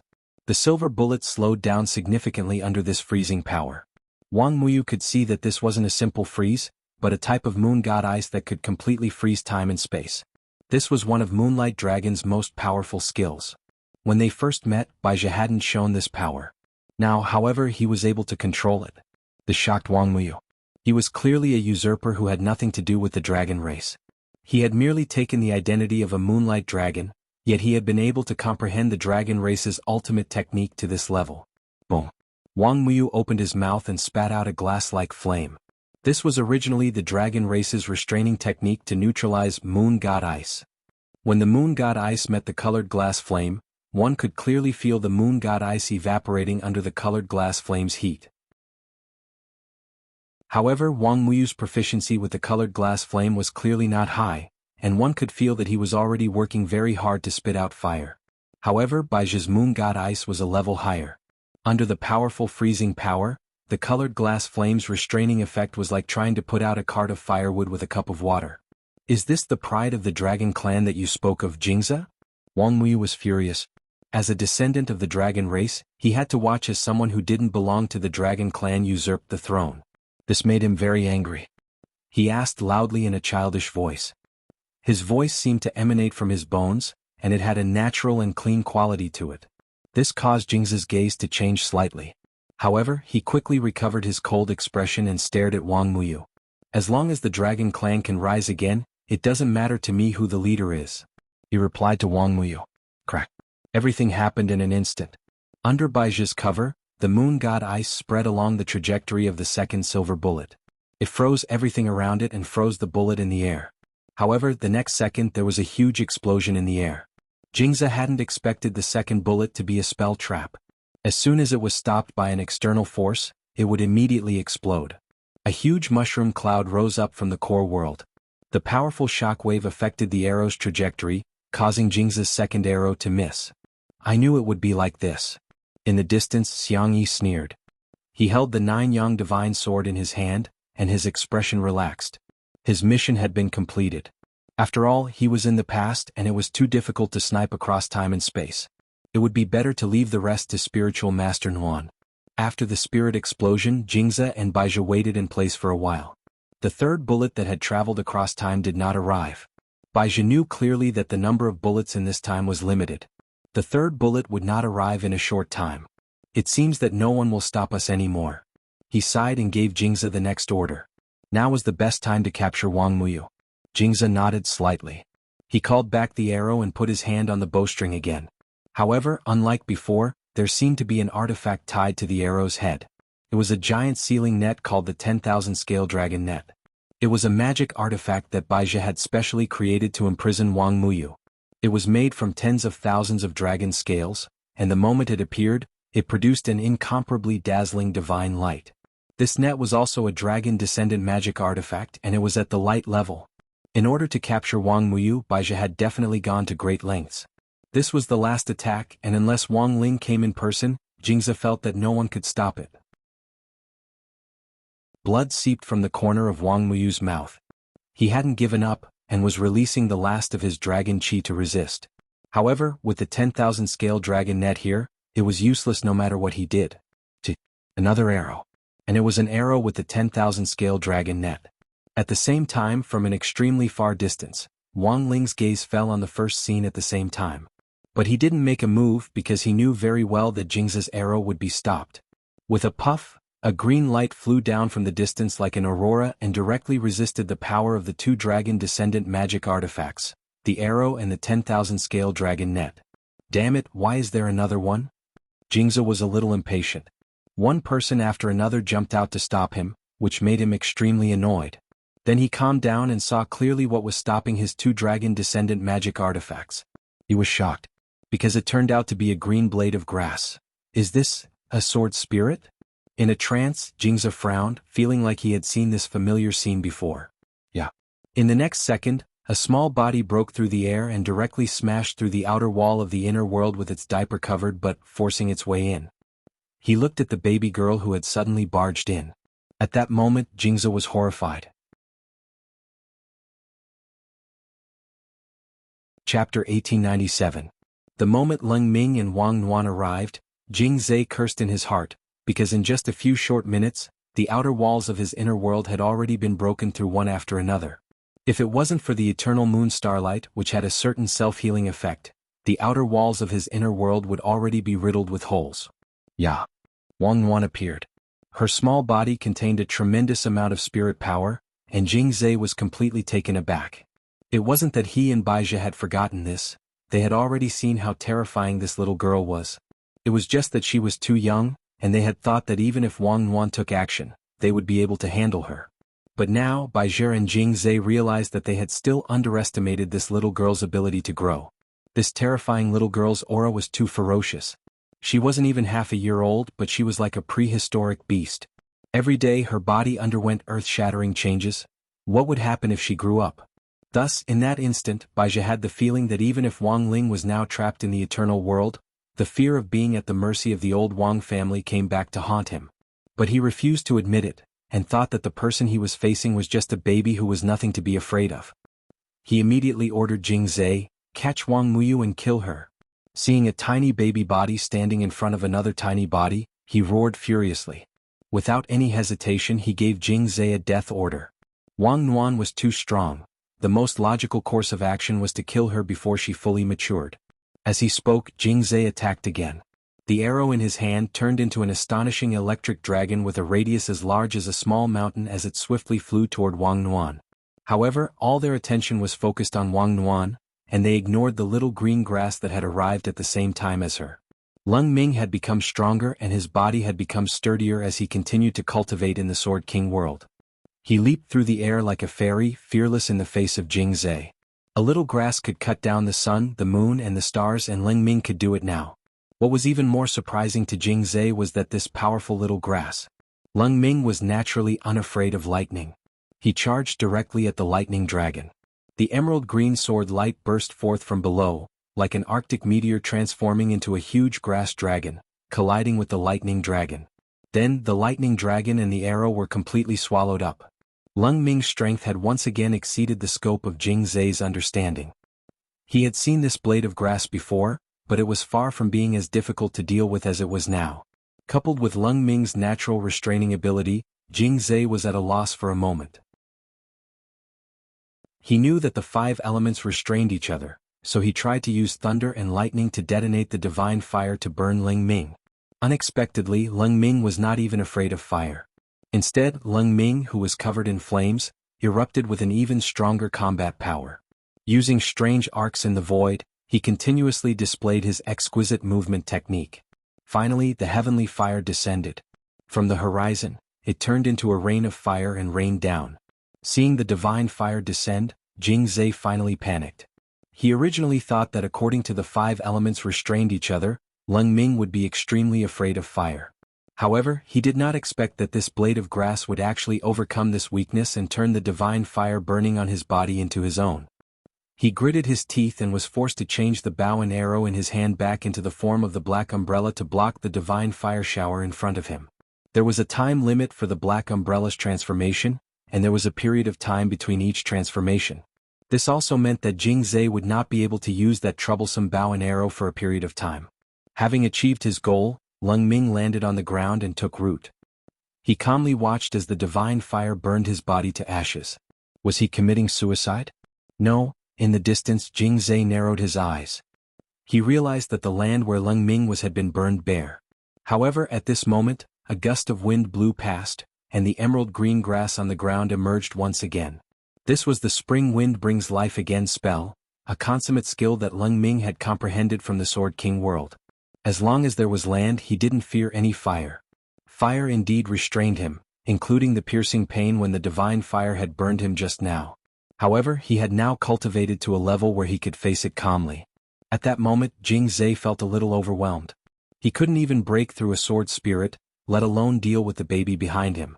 With Leng Ming's help, Wang Nuan had already taken care of Wang Muyu's injuries. It was only then that Wang Muyu realized to his shock that his Auntie Nuan's diapers weren't ordinary diapers. They were simply a mobile magic treasure trove that could be used in anything. She took out all kinds of bottles and jars of medicine, and without saying a word, she directly opened the caps and poured them into Wang Muyu's mouth. These bottles and jars were all elixirs that he had refined in his spare time. Almost all of them were crispy noodle snacks, and when Wang Muyu ate them, he felt a sense of familiarity. As a descendant of the 10,000 dragons, Wang Muyu's greatest advantage was that he had a strong physique, and wouldn't die no matter how many supplements he took. Given this situation, Wang Nuan didn't care about the effects at all, and directly sat on Wang Muyu's body and fed him bottle after bottle. This could definitely be called the most powerful feeding in history. After all, Wang Ling had refined these elixirs, and their effects alone were several times stronger than those of ordinary elixirs. Thus, when the effects of these supplements collided in Wang Muyu's body, he felt as if a grand fireworks party was going on inside him, and countless fireworks started to collide inside him. Not only had Jing Zhe's arrow wound healed at a speed visible to the naked eye, Wang Muyu had even vaguely sensed that he was about to break through. After pouring out the last bottle of pills, Wang Nuan thought that she had completed the first step of her work. She turned and flew down from Wang Muyu's body. She stood upright and floated in the void, staring at the cleansing lake in the void. This was the gaze of the master of Shadow Dao, and it made Jing Zhe's hair stand on end. At that moment, Wang Nuan had already decided to do it herself. With a wave of her hand, she summoned Leng Ming to her side, then climbed onto Leng Ming's sturdy shoulder and directly commanded her sword spirit as a mount. Leng Ming's little face was full of care and love. He completely obeyed Wang Nuan's instructions and gave her complete command. This was also a disguised form of becoming one with the sword, which gave Jing Zhe an ominous feeling. Boom! In the next moment, Wang Nuan made her move. Riding on Leng Ming's shoulder, the two figures arrived almost instantaneously, so fast that Jing Zhe couldn't react. A small palm slapped forward and landed precisely on the right side of Jing Zhe's face, instantly cracking his teeth. Chapter 1898.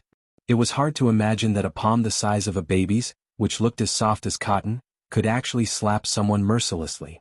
This small slap pushed Jing Zhe back 100 li in the inner world, and he slid on the ground face first, directly plowing out an abyss. It was just a simple slap, but Jing Zhe was already dizzy from the slap, and a trace of fear finally appeared on his expressionless face. It was a fear that came from the depths of his soul. Because this slap was all too familiar to him. It was like a memory that had been engraved in his bones since the last time he had been slapped, and he couldn't forget it. When he got up from the bottom of the abyss, Jing Zhe had already tried very hard to convince himself that the other party was just a little baby who didn't need to fear him at all, but his body still couldn't stop trembling. Thus, Jing Zhe abruptly erupted. He circulated all his spirit energy and spread his dragon wings wide open, and the sparkling and translucent dragon bones shone with a rich luster under the swirling lightning. Wang Nuan was well aware that this was fear. Although she wasn't very old, she was still sensitive to emotions. Everyone faced fear in different ways. Jing Zhe's apparent outburst was in fact a cover-up. Roaring, he charged to the front and scattered lightning to every corner of the inner world. As he roared, Thunder God whips broke out of the ground one after another. Tens of thousands of Thunder God whips broke out of the ground, and like tentacles they swayed back and forth in the inner world. The power of the old world? Leng Ming frowned. His Shifus had warned him before that he had to be on guard against the revival of the old world. This was also the focus of Jinka and Bai Qiao's training for Leng Ming. As the future successor of Sword King World, Leng Ming had studied very seriously at the time, and had a certain level of understanding of the old world. It was a mysterious and terrifying history that symbolized darkness and devouring. No one hoped that the power of the old world would resurface in an era of peace. It wasn't just the modern cultivation world. Even Sword King World and other worlds had to be on guard against the emergence of this power. And the biggest symbol of the old world was those mysterious tentacles. Wang Nuan had eaten a few of them before, and they hadn't tasted good. Fortunately, they had done their homework in advance, and neither Ling Ming nor Wang Nuan was afraid at all. They had thought that Jing Zhe would come up with something more interesting after his outburst, but in the end it was only at this level which disappointed Wang Nuan. As the younger sister, she wanted to surpass her brother, but her brother was really too strong. Who knew how long it would take for him to surpass Wang Ling based on his talent alone? The point was that while she was growing, her brother would also grow. If both of them grew, how long would it take for them to catch up? Therefore Wang Nuan's goal was very clear. Although she had only been born a few months ago, her small body already had great ambitions. She had thought it through very thoroughly. The only way to surpass her brother was to constantly fight and temper herself in battle. Who would have thought that at the critical moment, Wang Ling would have to resort to such a lousy method? It wouldn't be an exaggeration to say that he was a small fry.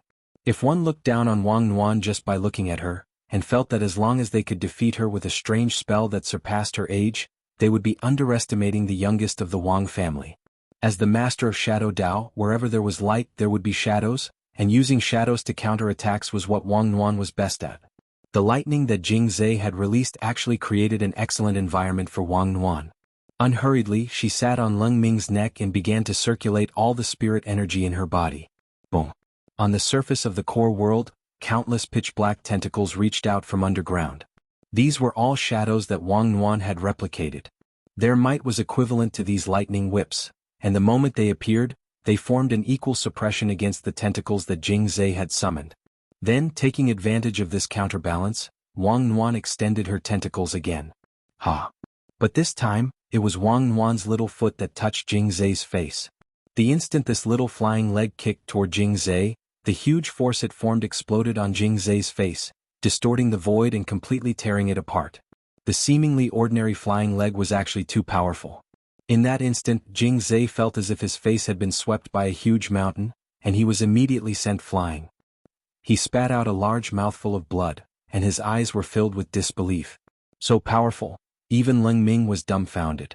Although he knew that Wang Nuan was very powerful, he didn't expect her to be so ferocious and domineering. For a moment, as Wang Nuan's sword spirit, Ling Ming felt a lot of pressure. Before he knew it, he had already been swept away. In order to become a sword spirit that was worthy of Wang Nuan, Ling Ming felt that he had to work harder. Cough. Jing Zhe crawled up from the ground for the second time. This was already the second time that he had been attacked in the face. His body was covered in blood, and he looked to be in a very bad condition. The dragon wings on his back had already been fractured, and even a few dragon scales had been shaved off by Wang Nuan.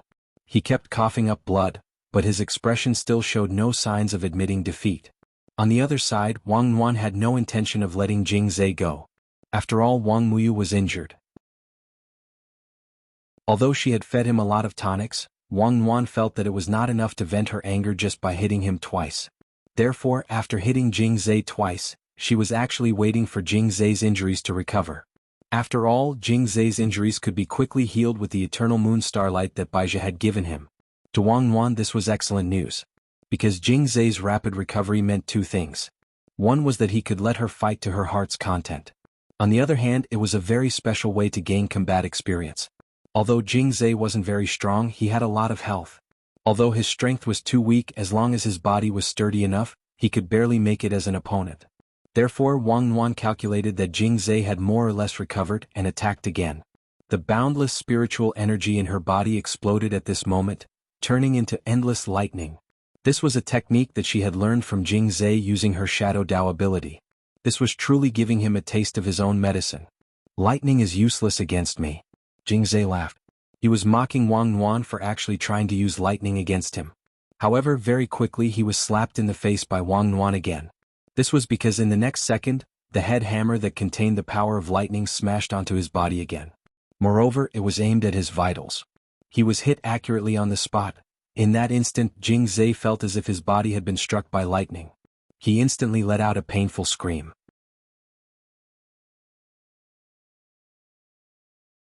Chapter 1899. This precise blow made Jing Zhe feel as if his lower limbs were cracking, as if the sky was falling down. He had never thought that he would be beaten so badly by a baby. Boom! Endless black great Dao runes of the Master of Shadow Dao appeared on Wang Nuan's body. As the creator of this Dao, her small body exuded boundless godly might, like a god of war. Without using any other spells at all, The pure physical strength of the Master of Shadow Dao's great Dao overlaid on top of Jingza's body was enough to overwhelm this dragon descendant. Bang! Bang! There were 2 loud bangs as Wang Nuan kicked him away. The instant he was sent flying, she moved again. Carrying her, Leng Ming's speed was unbelievably fast. When Jing Zhe moved to the next coordinate, Leng Ming and the little girl accurately predicted Jing Zhe's landing point and arrived ahead of time. Then they kicked Jing Zhe's spine hard. Baizhi couldn't believe his eyes. Wang Nuan's growth rate was too terrifying. In some sense, she might be even more amazing than when he had been born. How could a little girl be so strong? He didn't dare believe it. Crack. Wang Nuan's kick could be said to be merciless. She directly broke Jing Zhe's spine. Everyone present could clearly hear the sound of Jing Zhe's spine breaking. His entire body was sent flying and he was covered in blood. "Ya," Wang Nuan said. Leng Ming, who had his own simultaneous interpreter, translated on the side. "My sword master said that you're too weak and a dragon descendant at that. Furthermore, it was a dragon descendant. This was too embarrassing. Also, you'll find that the eternal moon starlight on you doesn't work, because my sword master used his Shadow Dao ability to cover it up." Cough. Jingza coughed up blood on the ground. He had already put on a mask of pain and his face was twisted. He really couldn't understand how the word "ya" could translate so many things. "Ya." At that moment, Wang Nuan gave another order. Leng Ming understood, and without another word, he stepped on Jingza's broken spine. "Behave, my sword master wants to borrow something from you." After saying that, he directly reached his hand in. The moment his fingertips fell, they turned into soft grass, and then directly cut open Jing Zhe's back along his spine. Leng Ming skillfully took out a jade bottle and gathered as much of Jingza's dragon's pine blood into it. This time, Wang Nuan did not bring her original mount, SCP-096. When the little girl thought that her lovely rabbit was still waiting at home, she suddenly had an idea. Jingza was a little weak, but the dragon's pine blood was a good supplement. It was perfect as a midnight snack. Furthermore, SCP-096 still had a lot of room for growth. It still needed time to develop, and dragon's pine blood was the perfect supplement. The corners of Jing Zhe's mouth twitched. He lay on the ground with a pained expression, unable to move, allowing Wang Nuan and Leng Ming to do whatever they wanted to him. As the descendant of a dragon, he had suffered such humiliation twice for no reason. He had been taught a lesson by Wang Ling last time. And this time he was taught a lesson by Wang Nuan. This pair of siblings from the Wang clan was too frightening. Jing Zhe realized that he couldn't afford to offend them. "Girl, you're having fun beating me up, but have you ever thought that your house would be on fire?" At that moment Jing Zhe sneered. He knew that he couldn't die. Even if he failed in this mission and failed to bring Wang Muyu back, luring Wang Ling away and taking Wang Muyu away was only the second step in the whole plan. If they went further in, they had in fact arranged for another group of people to be sent directly to the Wang family's small villa. The purpose was none other than to assassinate the Wang family. Whether it was Father Wang or Mother Wang, they had already been included in Baiji's purge list. The grave god had failed in his attack on the Wang family last time, but Baizhi felt that he had a good chance of succeeding this time without Wang Ling around. Most importantly, this strongest little girl was also in the core world now. With Jingza and him keeping an eye on her from behind, Baizhi felt that there was a good chance that little girl Nuan would succeed this time. Elsewhere, in the Wang family's small villa, there was actually an anxious atmosphere. Their daughter and son weren't around, and although Father and Mother Wang didn't show it on the surface, they were in fact very worried. It wasn't that they were worried about Wang Nuan's strength, but that they were worried about everything else. After all, little girl Nuan had only been born a few months ago, and she had actually been sent to maintain peace on Earth. Even Father Wang felt that he couldn't write such a melodramatic plot. Thus, the current situation was that old Wang and his wife were waiting at home. Without anyone at home, they couldn't even eat to their heart's content. Father Wang had no appetite for food and could only sit in front of the computer and smoke. His fingers clutched the keyboard as he pondered for a long time, but couldn't write a single word. "Looks like I can only use the manuscript library." Father Wang cupped his chin as he pondered. He was so agitated that he couldn't calm down even after smoking several cigarettes in a row. Looking at the SQQ profile picture that kept jumping around, Father Wang finally steeled his heart and clicked on it, then directly sent the document to the using an offline file. "Don't rush me. I've delivered the goods. I don't even have my underwear," Father Wang typed. On the other side of the computer screen, the Lai Mengmeng was a little confused. "What? Did you give me the entire manuscript repository?" Father Wang was extremely agitated. "That's right. Are you satisfied now?" Lai Mingming was blank. He could see that Father Wang seemed to be in a bad mood, so he said weakly, "Sorry? I don't think I've received it yet." Father Wang replied straight away, "Word is very big, bear with it."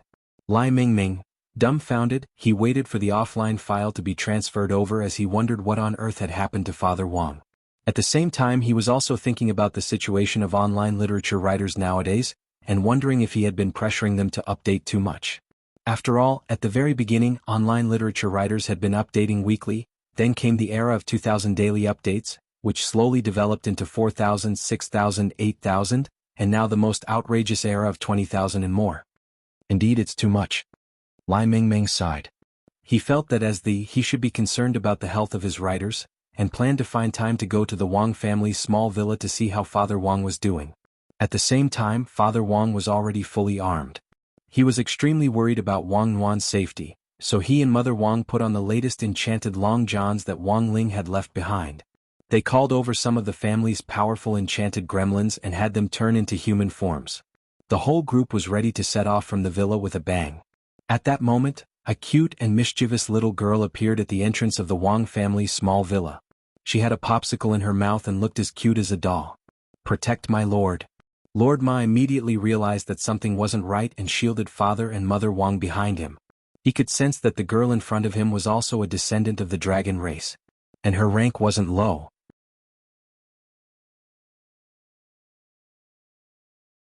Chapter 1900. Thinking about it carefully, Father Wang suddenly realized that this seemed to be the second time someone had directly come looking for trouble with him and Mother Wang. AI, who had they offended? Didn't they just give birth to 2 nuclear bombs? Did they have to be targeted like this? Father Wang sighed endlessly in his heart. He vaguely recalled the last time Wang Nuan had been born, when the 1% of the grave gods had come looking for trouble with him. At the time, Immortal Toya had been present to help deliver Wang Nuan. In the end, because Wang Ling had enlightened him with his Qilin arm, the 1% of the grave gods had been directly suppressed. "Little Kato? Little Eagle? Are you there?" Father Wang called out in his heart. Because his left and right hands had been enlightened before, Father Wang had been a little out of his mind for a while, and Mother Wang had straightaway taught him a lesson, which had also resulted in his left and right hands being sealed. Now that they were in danger again, Father Wang didn't know if his call could wake them up again. After calling out twice and realizing that there was no response in his mind, he couldn't help feeling a little disappointed and nervous. There were many gremlins enlightened by Wang Ling in the Wang family's small villa, and with Lord Ma at the helm, there shouldn't be any problems with their safety. But now, without the help of his left and right hands, Father Wang still felt that the current situation was very unpredictable. At the same time, Grenade-throwing Senior Immortal was also paying attention to the old Wang family's plight. Crispy Noodles was keeping an eye on Wang Ling's situation, and Wang Nuan and Ling Ming were there for Wang Muyu's situation. In this situation, the old Wang family might also be targeted.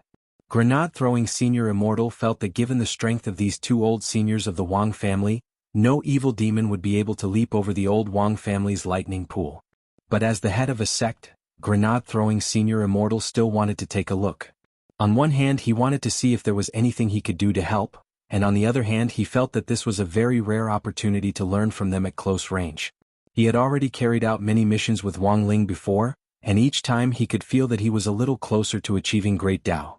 This time, the opportunity to watch the battle at close range had been provided by the 2 experienced seniors of the old Wang family, so the learning effect was naturally extraordinary. Furthermore, Grenade-throwing Senior Immortal was very considerate in setting up a temporary lockdown in the name of Battle Sect to ensure that Father Wang and Mother Wang's fight wouldn't be watched by ordinary cultivators. Grenade-throwing Senior Immortal was well aware that the old Wang family had always kept a low profile. Sect Master, the surroundings have been sealed. Our battle sect has sent a total of 300 gold core cultivators under the command of 20 nascent soul outer sect elders and 5 deity transformation stage peak elders to completely seal off the wasteland. They're using the name of the sect's maneuver, but they've only applied for 10 hours. After 10 hours we'll have to leave, Klein said from the side. As the chief commander of the United Front Department, he could be considered one of the few foreign talents in battle sect working in Huaxiao Nation. Grenade-throwing Senior Immortal felt that he was a very capable and trustworthy person. It won't take that long. That's enough. Grenade-throwing senior immortal nodded in satisfaction, then said, "Withdraw first, Kun. Leave the rest to me." "That girl isn't simple. Sect Master, be careful." Kun nodded, then swiftly retreated on his spirit sword. According to their previous plan, after sealing off the area, they would directly retreat 150 li away and set up a barrier 300 li away. But as the leader of the dragon bloodline, it was naturally impossible for Yen Fu, who was naturally the leader of the dragon bloodline, to not sense this. She licked her popsicle with a smile on her face. "Are these small fries around you also your people?" Father Wang knew that Yen Fu was probably talking about people from Battle Sect. Although Father Wang was very weak, grenade throwing had been a guest at Old Wang's house time and time again, so Father Wang could still sense his aura. But because their opponent was a dragon bloodline, Father Wang didn't place all his hopes on grenade-throwing senior immortal. However, he could still guess grenade-throwing senior immortal's purpose for this trip. One was to protect him, and the other was to learn. Apart from these two reasons, he couldn't think of any other reason. But the problem was that he really didn't have anything to learn. Father Wang's heart was on the verge of collapse. He didn't know when grenade-throwing senior immortal and some other people in the cultivation world had started to regard him as a big shot. He was clearly just a very ordinary body refinement cultivator. "You little doll, your tone is very arrogant. With me here, you won't be able to touch a hair on my old master's head." At this critical moment, Lord Ma took the initiative to step forward. He still had that old-fashioned look on his face, and the curled mustache at the corner of his lips gave people a feeling of power without being angry. His pure white Taoist robe made him look especially sage-like in such a tense situation. Of course, the most impressive thing about him was the wood grain waistcoat on his neck. It was a gift from the cosmic god tree himself after he had fallen in love with it, and it gave off the scent of wood. Without saying anything else, Yen Fu made her move the moment she finished eating the popsicle in her hand. The shadow of a fire dragon surged behind her. Lord Ma and the goblins who had been enlightened by the Wang family were waiting solemnly. Lord Ma and Bed Immortal, the two most senior goblins of the Wang family, each carried Father Wang and Mother Wang on their shoulders. The ground in front of the Wang family's villa instantly exploded as their feet left the ground. It shattered with a rumble and turned into a roiling lake of fire from which lava surged and gave off astonishing energy. The surrounding ground had all collapsed, leaving only the Wang family's small villa alone in this area, like an isolated island. Wang Ling had enlightened the entire villa, so Father and Mother Wang weren't worried about any property damage at all. They were just a little astonished by Yen Fu's ability. She looked like a very young girl, but her attacks were so decisive and ruthless that she directly disintegrated the ground under her feet. What an astonishing aura! Grenade-throwing senior immortal frowned. Actually, he had a third reason for coming here this time, which was to collect accurate data on the dragon descendants at close range. Although Earth had already been upgraded and the realms above True Immortal had been liberated, the speed at which the dragon descendants were regenerating was too fast. If they didn't have a good countermeasure, apart from those hidden immemorial beings, few cultivators on Earth would be able to compete with these dragon descendants who had the advantage of bloodlines. It was obvious that Lord Ma had never expected Yen Fu to be so troublesome. He wanted to get serious, but it was a little inconvenient with Father Wang sitting on his shoulder. "Old Master, it doesn't seem convenient for me to fight with you on my back. Do you want to enter my body?" "No." Father Wang refused straight away and confidently. "AI."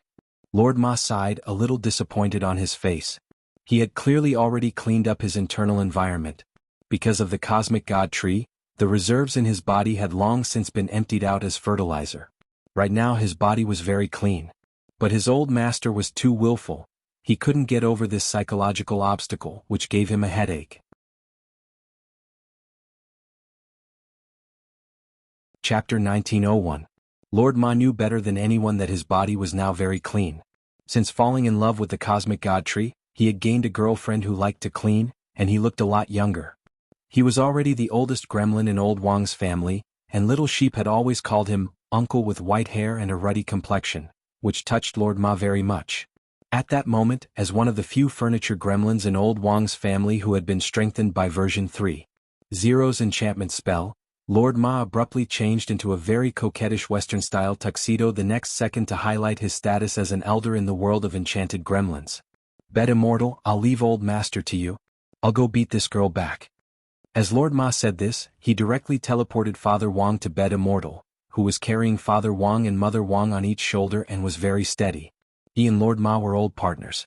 In this situation there was no need for them to say much, just a look was enough for them to work together tacitly. What a joke. Do you think a gremlin you created with magic can contend with us, the descendants of dragons? Yen Ruo giggled.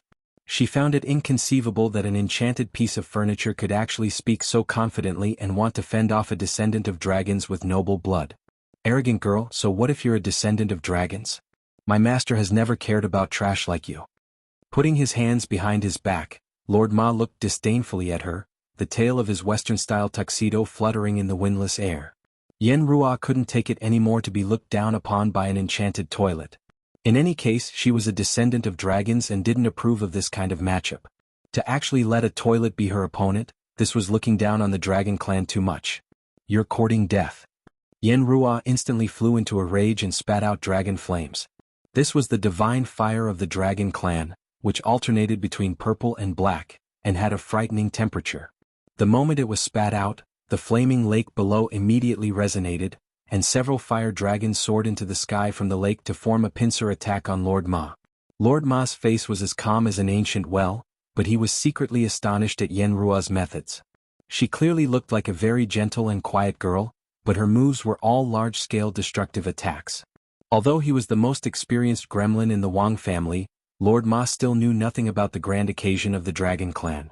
This battle was also a lesson for Lord Ma himself. However, Lord Ma didn't panic in the slightest. He quickly dodged. Although the formation of the fire dragon was sudden, it still gave Lord Ma some time to react.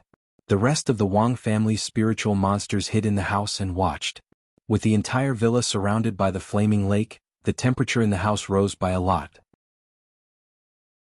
The spiritual monsters looked at the doomsday-like scene outside through the window, and all of them felt a lingering fear. The dragon race was truly too frightening. There were not many enlightened monsters in the Wang family who could fight against a dragon descendant of this level. If it were them, they would probably be burned to ashes immediately after coming into contact with the dragon race's divine fire. Just like Jingzhe, Yen Ruo had also grown over the past few days, becoming more ferocious than before. As Lord Ma fought, he also felt that it was a pity. If such a powerful ability could be used to benefit the human cultivation world, it would be a wonderful way of symbiosis. He didn't understand why the dragon race had to pursue the mission of restoring the glory of the past. Since they could come back to life from their hearts, it was not impossible to walk a path of peaceful coexistence and symbiosis.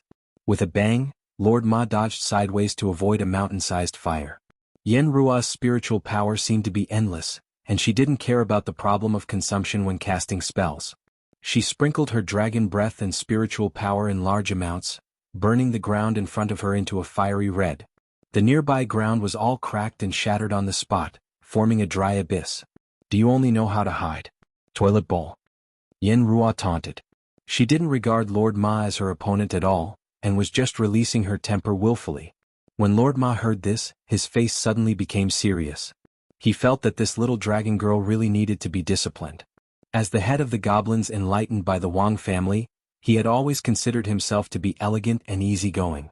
When he had dodged these attacks earlier, he had planned to use verbal admonition to make Yen Ruo surrender. But as it turned out, Lord Ma felt that he had been thinking too much. Sure enough, verbal evasion didn't work for everyone. As the head of the family, he now had to teach Yen Ruo a lesson. Whoosh! At that moment, Yen Ruo spat out the dragon god fire again, and her pink skirt glowed under the resonance power of her dragonkin bloodline. She intensified the power of the dragon god fire again, and this time, it directly hit Lord Ma head-on and completely engulfed him. This time, Lord Ma didn't choose to dodge, but directly opened his mouth to take Yen Ruo's dragon god fire, and with a terrifying devouring power, he formed a wonderful cave inside his body to continuously suck in the dragon god fire. Everyone was shocked. He had taken on the dragon god fire head-on. Furthermore, he was even devouring the dragon god fire. This was simply heaven-defying. Grenade-throwing Senior Immortal was horrified when he saw this from a distance. He knew of Lord Ma's background, but he had never thought that he would actually be so strong. No wonder old Senior Wang hadn't made a move. It turned out that he had already anticipated Lord Ma's strength. Could Lord Ma alone resist it? As expected of old Senior Wang, Grenade-throwing Senior Immortal sighed in his heart at Father Wang and Mother Wang's formidable strength. It seemed that the dragonkin wasn't strong enough for them to make a move. Although it was very strong, the goblins enlightened by the old Wang family were already enough to deal with it. I don't believe you can keep swallowing. Like Jingze, Yen Rua had a kind of magical arrogance. She looked down on Lord Ma to begin with, and it was even harder for her to accept the fact that her dragon god fire was ineffective. In the next moment, she increased the intensity of the flames and tried to use the dragon god fire to blow up Lord Ma's internal space. But what Yen Rua herself hadn't expected was that when she activated the dragon god fire, Lord Ma's body instead underwent a new change. Lord Ma's black swallow-tailed coat was visibly changing as the divine fire of the dragon clan continued to devour it. Not only that, but even the color of his eyes and hair had changed. His black tuxedo turned a gradual black-gold color, and his hair and curly goatee turned pure gold. Furthermore, Lord Ma's aura was even stronger than before. As he continued to absorb the dragon god fire, he became stronger than before. Uncle Ma's aura seems to have increased. I know. This is fourth gear. Fourth gear. The enlightened goblins discussed among themselves. Oh, it's version 4.0 of the enlightened spell. It needs a special mechanism to trigger the upgrade. Little Sheep said softly, now, Uncle Ma is already a version 4.0 enlightened goblin. At the same time, Father and Mother Wang heard Sheep's voice. Realization dawned on them and they were speechless. Who could have thought? Lord Ma had actually evolved into a quenched toilet bowl while fighting the dragonkin. You're tuning in to the Han Li's Wuxia Chronicles YouTube channel. We're so grateful for your support and don't forget to subscribe to join us on this incredible journey through captivating stories. Your generosity through donations truly makes a world of difference, as it's the primary source of revenue that allows me to expand and enhance this channel for you. Thank you from the bottom of my heart for being a part of this adventure.